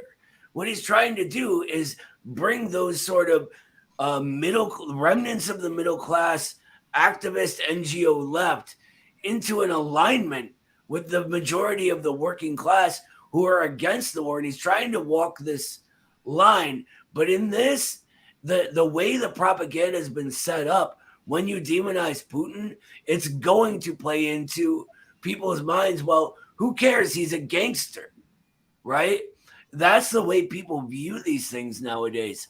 And I think it's just one of his weaknesses, that when a proper coalition forms around this with, communists and organizations like the Midwestern Marx Institute, hopefully right in there walking arm in arm with them, those weaknesses can be overcome because they're where we are strong. Mm-hmm. Sounds like something a Putinist settler would say. Oh, it is. I'm on Noah's ass today calling him a settler. Do you guys want to watch a little more of this, or do you want to save the rest of the video for later? You know what's really funny? What? I'm not even a settler, really. Like, both Right. my grandparents are immigrants. Right. That's why I like calling you a settler even more. That's one of my favorite parts. Anytime people said that to me, I was like, ooh, thank you so much for trying to guess my blood quantum, but you got it wrong. I would be that one guy, the decolonization guy on Twitter, who said they were going to send me back to Europe, even though I've never been out of America in my life. I guess I'm going to go back, but I'd kind of be down to go to Ireland. I would just meet up with Claire Daly and Mick Wallace right away. I'd be like, let's go. Like, in America, we have so many people to organize. This damn country is so big. Ireland, that's like organizing a state, basically. Mm-hmm. I'm down. Yeah. I got actually going there this summer. Oh, really? Yeah, That's I awesome. really wish I could go because I know I talk about my dad's family who's from the Soviet Union a lot, but my mom's family is from Ireland, and they're from Cork, and that's exactly where he's going. And there were definitely some real provos still in action down there. You know what's sad about these decolonization guys? Their profile pictures are usually like Sankara, which it's kind of like the Maoists. Like, do you really think that the person you claim to whose ideas you claim to be representing wouldn't think you're a complete fucking idiot? Absolutely. Most of the decolonization people are anonymous too, which is also a little bit sketchy. But no, I know you got to get going soon. Do you want to play any more of this video, or are you gonna? Yeah, we can keep going a little bit. All right, we'll just go a few more minutes here. Maybe the next question. War. That's the last thing we want to see, my dear sister.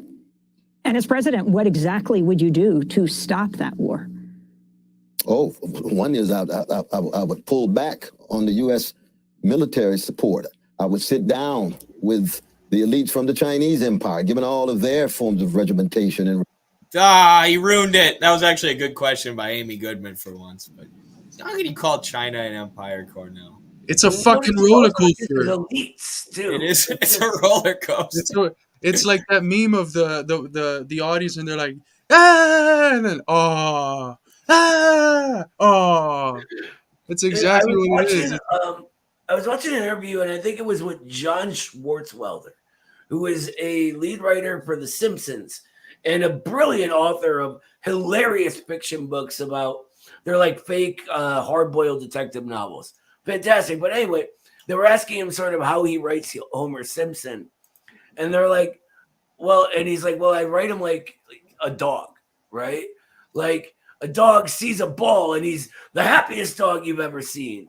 And then the ball rolls under the table and he can't reach it. And he's the saddest dog you've ever seen. And then someone pushes it back out and he's the happiest dog you've ever seen. I want to say something I said last time too, in that we support Cornel because he's the political candidate in the race this year who is better than all of the other candidates. But we are an educational institute who is focused on training people ideologically. So it's our job, literally, to deconstruct these for you guys, our audience, and point out where he's being ideologically inconsistent or we believe he's being ideologically wrong.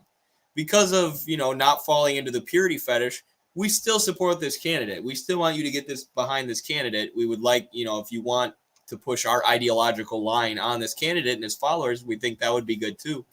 But I just think it's so valuable to understand that we can support this guy ultimately because he's the best candidate in the American election filled with neocons, while still pointing out where he's wrong ideologically and continuing what we're doing, educating and organizing training people ideologically and using Cornell West's interviews to train people ideologically.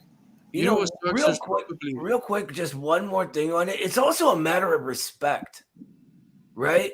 Like calling it the People's Republic of China and saying the Politburo or Standing Committee, because that's what they call themselves. Mm-hmm. Yeah. It's I agree. It's tied. It has a similar effect as the demonization, which in general it's tied to a dehumanization of these people who see their autonomous life activity tied to the development of their People's Republic. I forget what I was going to say. Thanks, Noah. Repression in their own context. Think about our precious Muslim brothers and sisters in China, the Uyghurs. But I would sit down with the Chinese, I would sit down with the Ukrainians, I would sit down with the Russians, and say, we're going to stop this war, and we're going to come up with a plan, a process with a variety of voices heard to make... You should sit down with the coalition of Muslim majority countries who said that they support what China's doing in Xinjiang. Mm-hmm. Sure that the suffering stops and we understand. I also don't know how well read he is on these issues. Like, I get upset and we get upset, but my thing is geopolitics. You know, he's a philosopher and he still needs to know this stuff. He still needs to be more on point with this stuff. But hopefully, maybe this is me being naive, but hopefully as he gets more well read on it, he'll shift his positions a bit. And we're honest about the larger context of the war. And unfortunately, we just don't get it. I remember what I was going to say, that the cringe thing is that some Amy Goodman cult follower is probably watching this like, wow, he's very nuanced. You know, he's calling these people empires. He's calling him a gangster. He calls it how it is. I mean, yeah, it's a kind of cringe, but yeah, we have to be participant in this thing. Hopefully, when he goes to a different audience, he doesn't use that language. Maybe that'll help us assess whether it's just to appeal to the Goodman and Democracy Now! Viewers or not. This kind of perspective, in corporate media. Thank God for Democracy Now! And thank God for a few other venues that try to tell Democracy Now! Is corporate media. Dear Sister Amy, that I am I'm a jazz man in American politics, and jazz is about blues, and blues is about catastrophe, lyrically expressed and candidly confronted and artistically transfigured. And catastrophes have to be wrestled with. It can be ecological ones. It could be economic ones of grotesque wealth inequality. It can be social ones, political ones, psychic ones. And then there is swing, which is a different conception of time. So we have ways of authorizing a better future given what seem to be all of the closed roots, all of the foreclosures, all of the alternatives trumped. So you have to make sure that the vitality and energy that you have swings in such a way that you never lose hope in having solidarity with oppressed people around the world. And of course, the third element is improvisation. And improvisation is about what? Well, it's not just an artistic skill. The Ron Carter's geniuses like that still alive remind us. It's also a form of practical wisdom. As freedom fighters, we got to be improvisational. We got to be flexible. We got to be fluid. We got to be protein. We got to learn how to listen. We can't be dogmatic. We can't be ossified. We can't be petrified in how we look at the world. And right now, we have to have presidential debates in politics in which people who look at the world through the lens of what the great Frantz Fanon called the wretched of the earth. Cornel Poor West. people and working people, no matter what color, gender, sexual orientation, national identity, or region.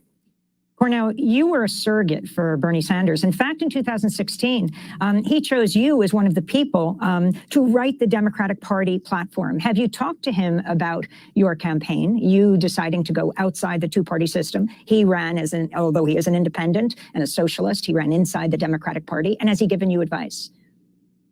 No, I haven't talked to Bernie recently. We just did a wonderful event based on his wonderful book with Brother John Nichols. There in Brooklyn Academy of Music. We had a wonderful time. Sister Jane and my beloved wife, Anahita, we had a wonderful time with him. And Bernie will always be my brother. I've got a forever love for that brother. We just have disagreements. I don't think he would be surprised, though, because I, of course, supported the Greens. Sister Jill Stein after I supported him, just like I go back to the great Ralph Nader. And a lot of people try to view those two as spoilers. They're not spoilers at all. You had mediocre neoliberal candidates who could not galvanize the public, so you don't blame it on the weaker parties. And we will never actually be able to deal with the escalating fascism in America with milquetoast neoliberalism. You just end up with caretaker government. You end up with postponing the collapse of democracy, as my dear brother Jeff Stout says. You have to get at the roots of fascism, which means I'm going to Trump country, Sister Amy. I'm going to talk to those white brothers and talk to those white sisters and say, quit scapegoating the most vulnerable. Let us confront the most powerful. I don't have a minute for any kind of xenophobia, but at the same time, I know you're catching hell. I know many of you have been losers in corporate globalization. You've been pushed against the wall by big monopolies and oligopolies. You have difficulty trying to engage in any kind of unionization. You have to transform and transpose and filter your fears through different means rather than following a neo-fascist Pied Piper. And that's why we support Cornel in this campaign, despite his flaws in foreign policy. Everything he just said there. I mean, down to the part where he said we shouldn't be rigid, we should be flexible. You know, that's a dialectical way to look at things. But especially everything he said about getting to Trump country, you know, and how to talk to the white working class that feels abandoned by the neoliberals. And I'll say it again, 40% of this country doesn't vote. You know, so is it easier to work through the 30% of this country that considers themselves Democrats? We worked for Bernie. That was extremely difficult to convince them to vote for socialism. Or do you want to go to the independents and the Republicans and the Democrats and draw all these people into a broader movement? That's what I think a lot of people are missing. And it's a lot of people who maybe haven't had experience working, you know, on the ground, or especially on the ground in the Democratic Party, is they give you this app, the door knocking app, that only sends you to Democrats' houses, whether they're rich or poor or filthy rich, or they have no intentions of ever voting for a socialist. It doesn't matter. You're appealing to Democrats. And a lot of them, you'll talk to them and be like, but Bernie supports healthcare. But Bernie was there during the civil rights movement. But Bernie's the only one who's not taking corporate money. And they'll be like, well, I just kind of like Pete this year. It's like, well, what the fuck? What do I even say to that? Well, but that's how a lot of upper middle class Democrats look at it, and that's, you know, who Cornell's saying his campaign isn't going to be focused on. It's going to be focused on the heart of America, not only marginalized communities and oppressed communities, but, you know, even the white working class. And not to say that all white working class Americans are Trump supporters, but, you know, he's going to reach out to everyone, all the marginalized people in this country, all the exploited people in this country. And that's why we think this campaign could be a huge galvanizing force for socialism in America. And Marius is absolutely right here, and this is why he pisses off the synthetic left. Yeah, absolutely, because he's not willing to scratch these people off as a basket of deplorables in the same way that many self-proclaimed communists who are grounded in the purity fetish outlook have, because they consider these people to be too impure and irredeemable to be organized. Yeah, absolutely. And it's like Eddie just said, 40% of Americans don't vote. Of the 60 that do, how many voted Democrat or Republican because they thought there was no other option? Because they were voting for the lesser of two evils.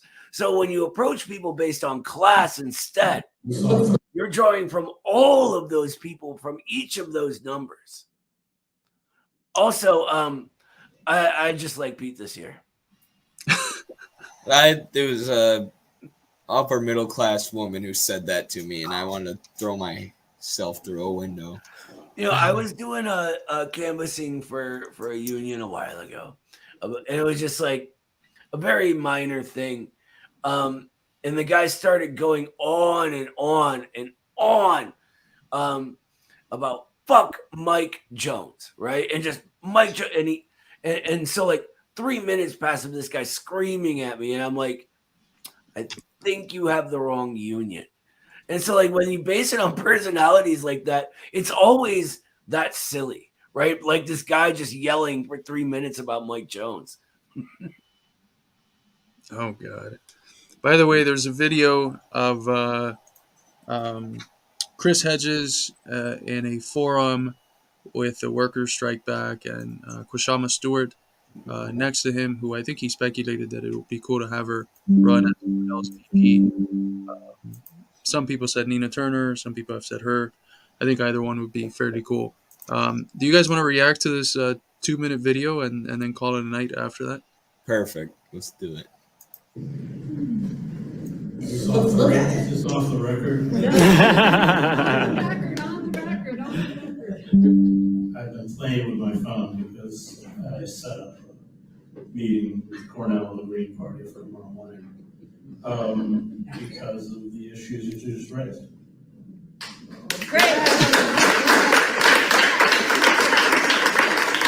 I missed what you said. Is that safe so that you would recommend a Green Party run in the alternative, or? I'm recommending that the Green Party, that Cornell runs as the Green Party candidate. Yes. And I think you should take Shama to run with him.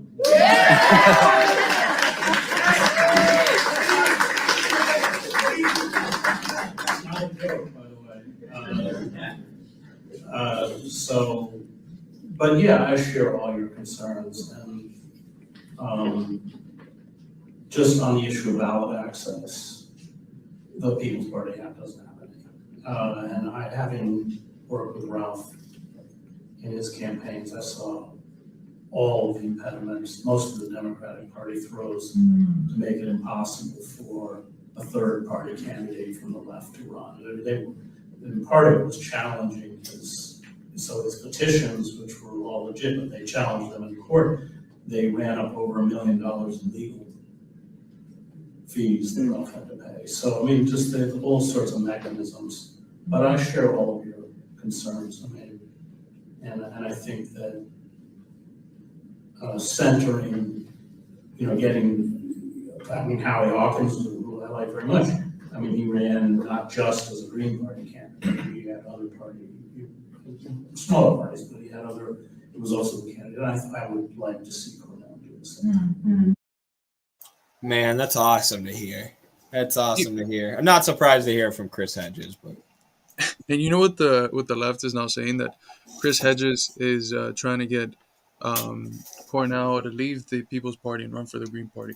When that's I think clear, maybe there might be something I haven't seen yet, but from this clip at least, what seems to be implied is that, well, the People's Party, he should also run through the Green. He should be on the ballot for the Greens where he can be.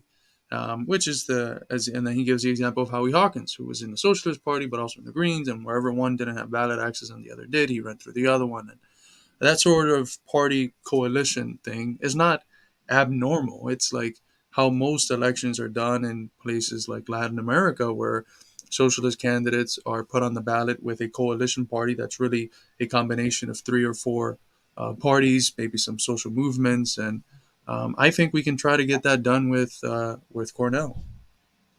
Yeah, I thought that was. It seemed like it was clear that he was saying, get him, because the whole strategy, or maybe Chris Hedges was taking for granted that people knew this, but Cornell running this early allows the Green Party to endorse him and put him on their ticket, nominate him for the ticket. It seemed like that's what he was saying. I think he would have said explicitly he should leave the People's Party if that's what he was saying. Right. Yeah, and I think that goes to a lot of the people trying to throw in the towel for him before the race even begins by going, but the People's Party doesn't have ballot access, as if he's not intimately aware of this situation, right? And they assume they know everything about him, and they're just so brilliant. They've cracked why this guy who's been in this for decades longer than they've even been alive is just an idiot, and they're so smart, right? And it's just always so smug and gross with that stuff. But what I think is really cool about this is what it can signify for the future and everything else, because it begins that Latin American coalition style here in the U.S., and that has been incredibly successful. Yeah. PSUV, right? PSUV, the Chavistas, that's what they are, Yeah, and I think we've talked about this so many times. I'm not going to say we predicted it if it ends up happening, but we've said, if something's going to take root in this country, at least the form that we can see on the horizon is as a coalition, that it gets involved the unions, the most radical unions, some of the progressive and non-GMO bought social movements, and then the parties that come together on a common candidate and push forward candidates in various areas. And I think we could definitely, if we get the purity fetish and put it to the side, and we focus on actually advancing the class struggle and on having the interest, the immediate and the long-term interest of the working class at heart, I think there's no reason why we can't do that here in the U.S. and be successful doing it. Yeah, and I think Venezuela is the best example because you had PSUV and PVC or PCV party, Venezuelan Party of Communists or whatever it stands for. They're a communist party, and all these other parties who aren't in total agreement on everything. Like the Communist Party in Venezuela is probably more in line with our ideology than the PSUV. Yet we support the PSUV and we support, the socialist movement in Venezuela and supported Hugo Chavez rise to power. Or they did at the time.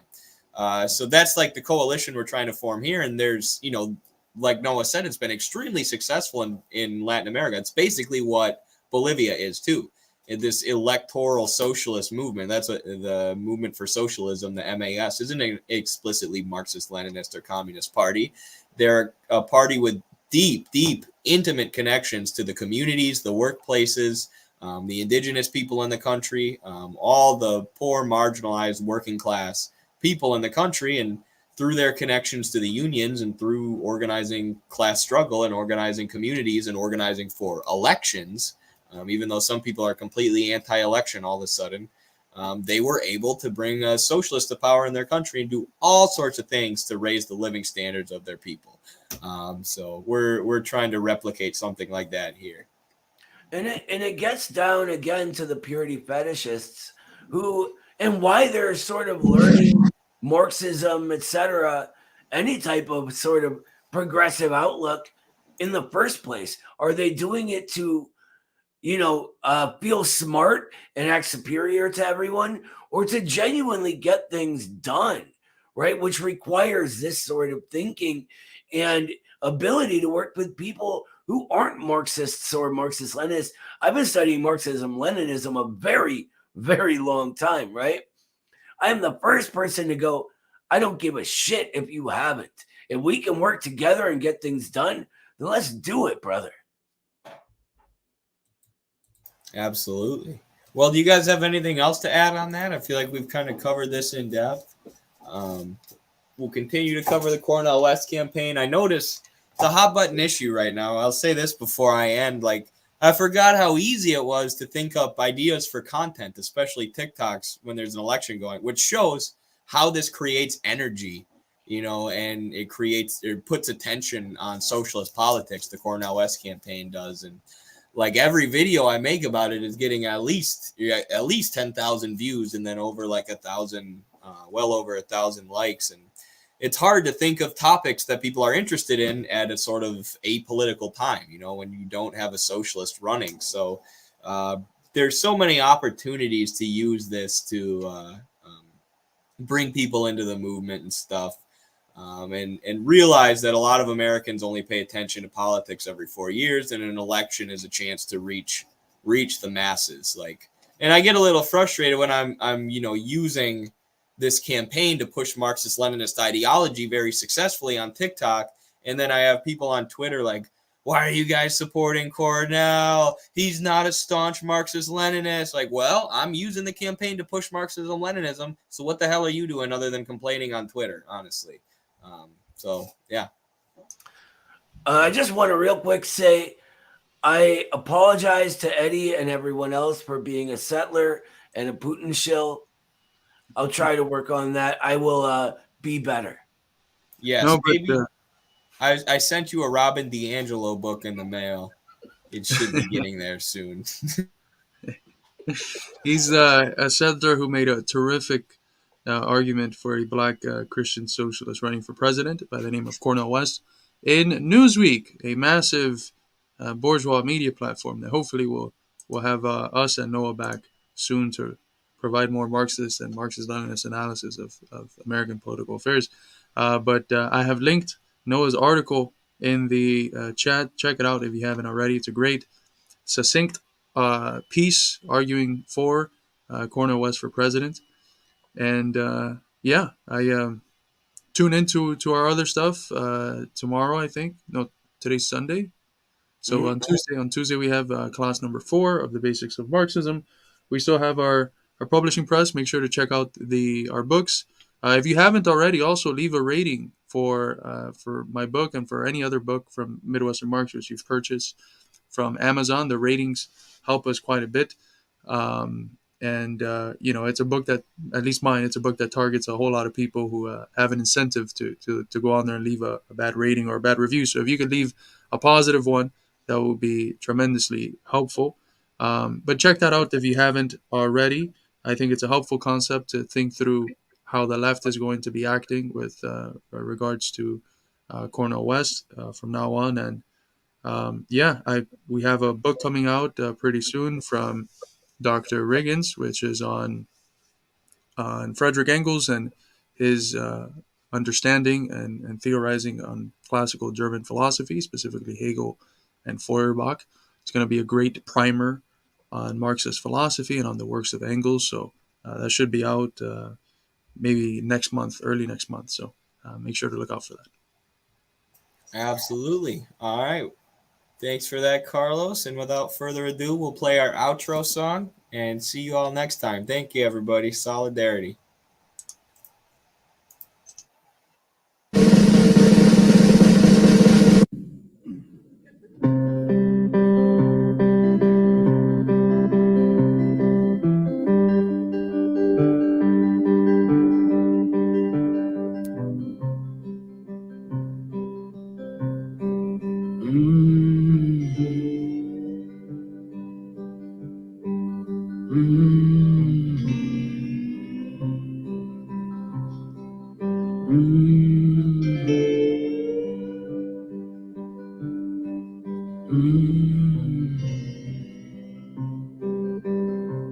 Some humans ain't human. Some people ain't kind. You open up their hearts, and here's what you'll find.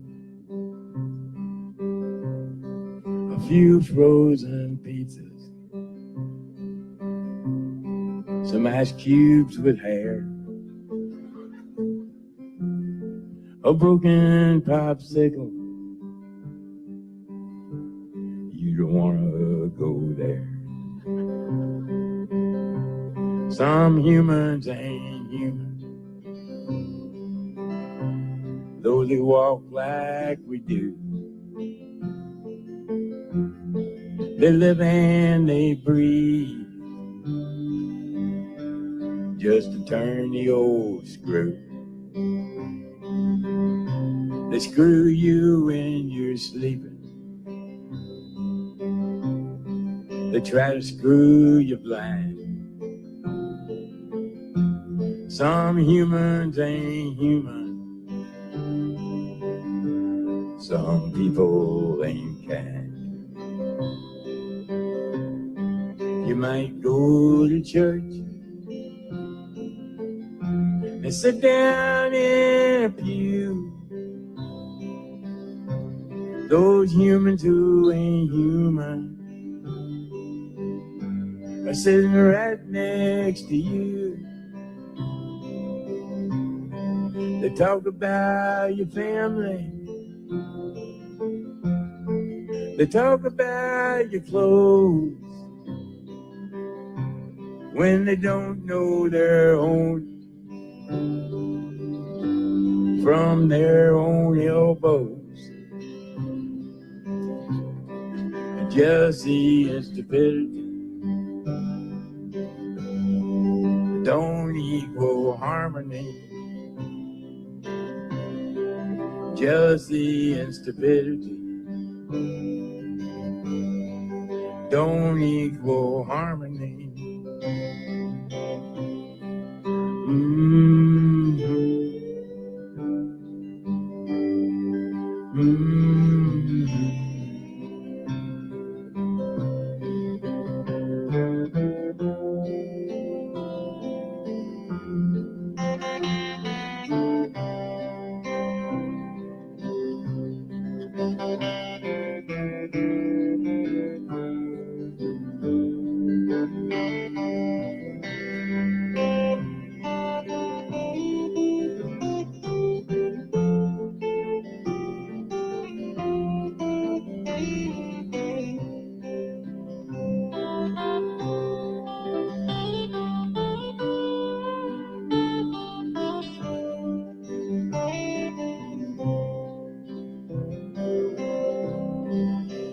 Did you ever notice when you're feeling really good, there's always a pigeon that comes on your hood?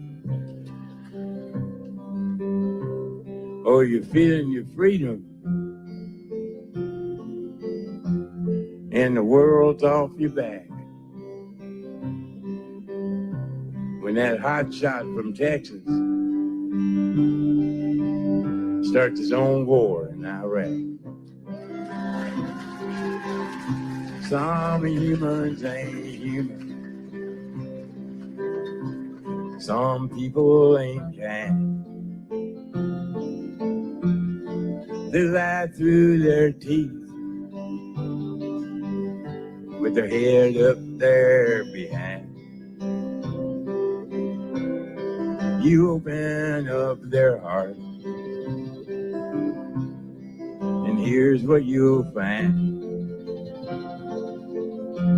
Some humans ain't human. Some people ain't kind. Mm-hmm. Mm-hmm.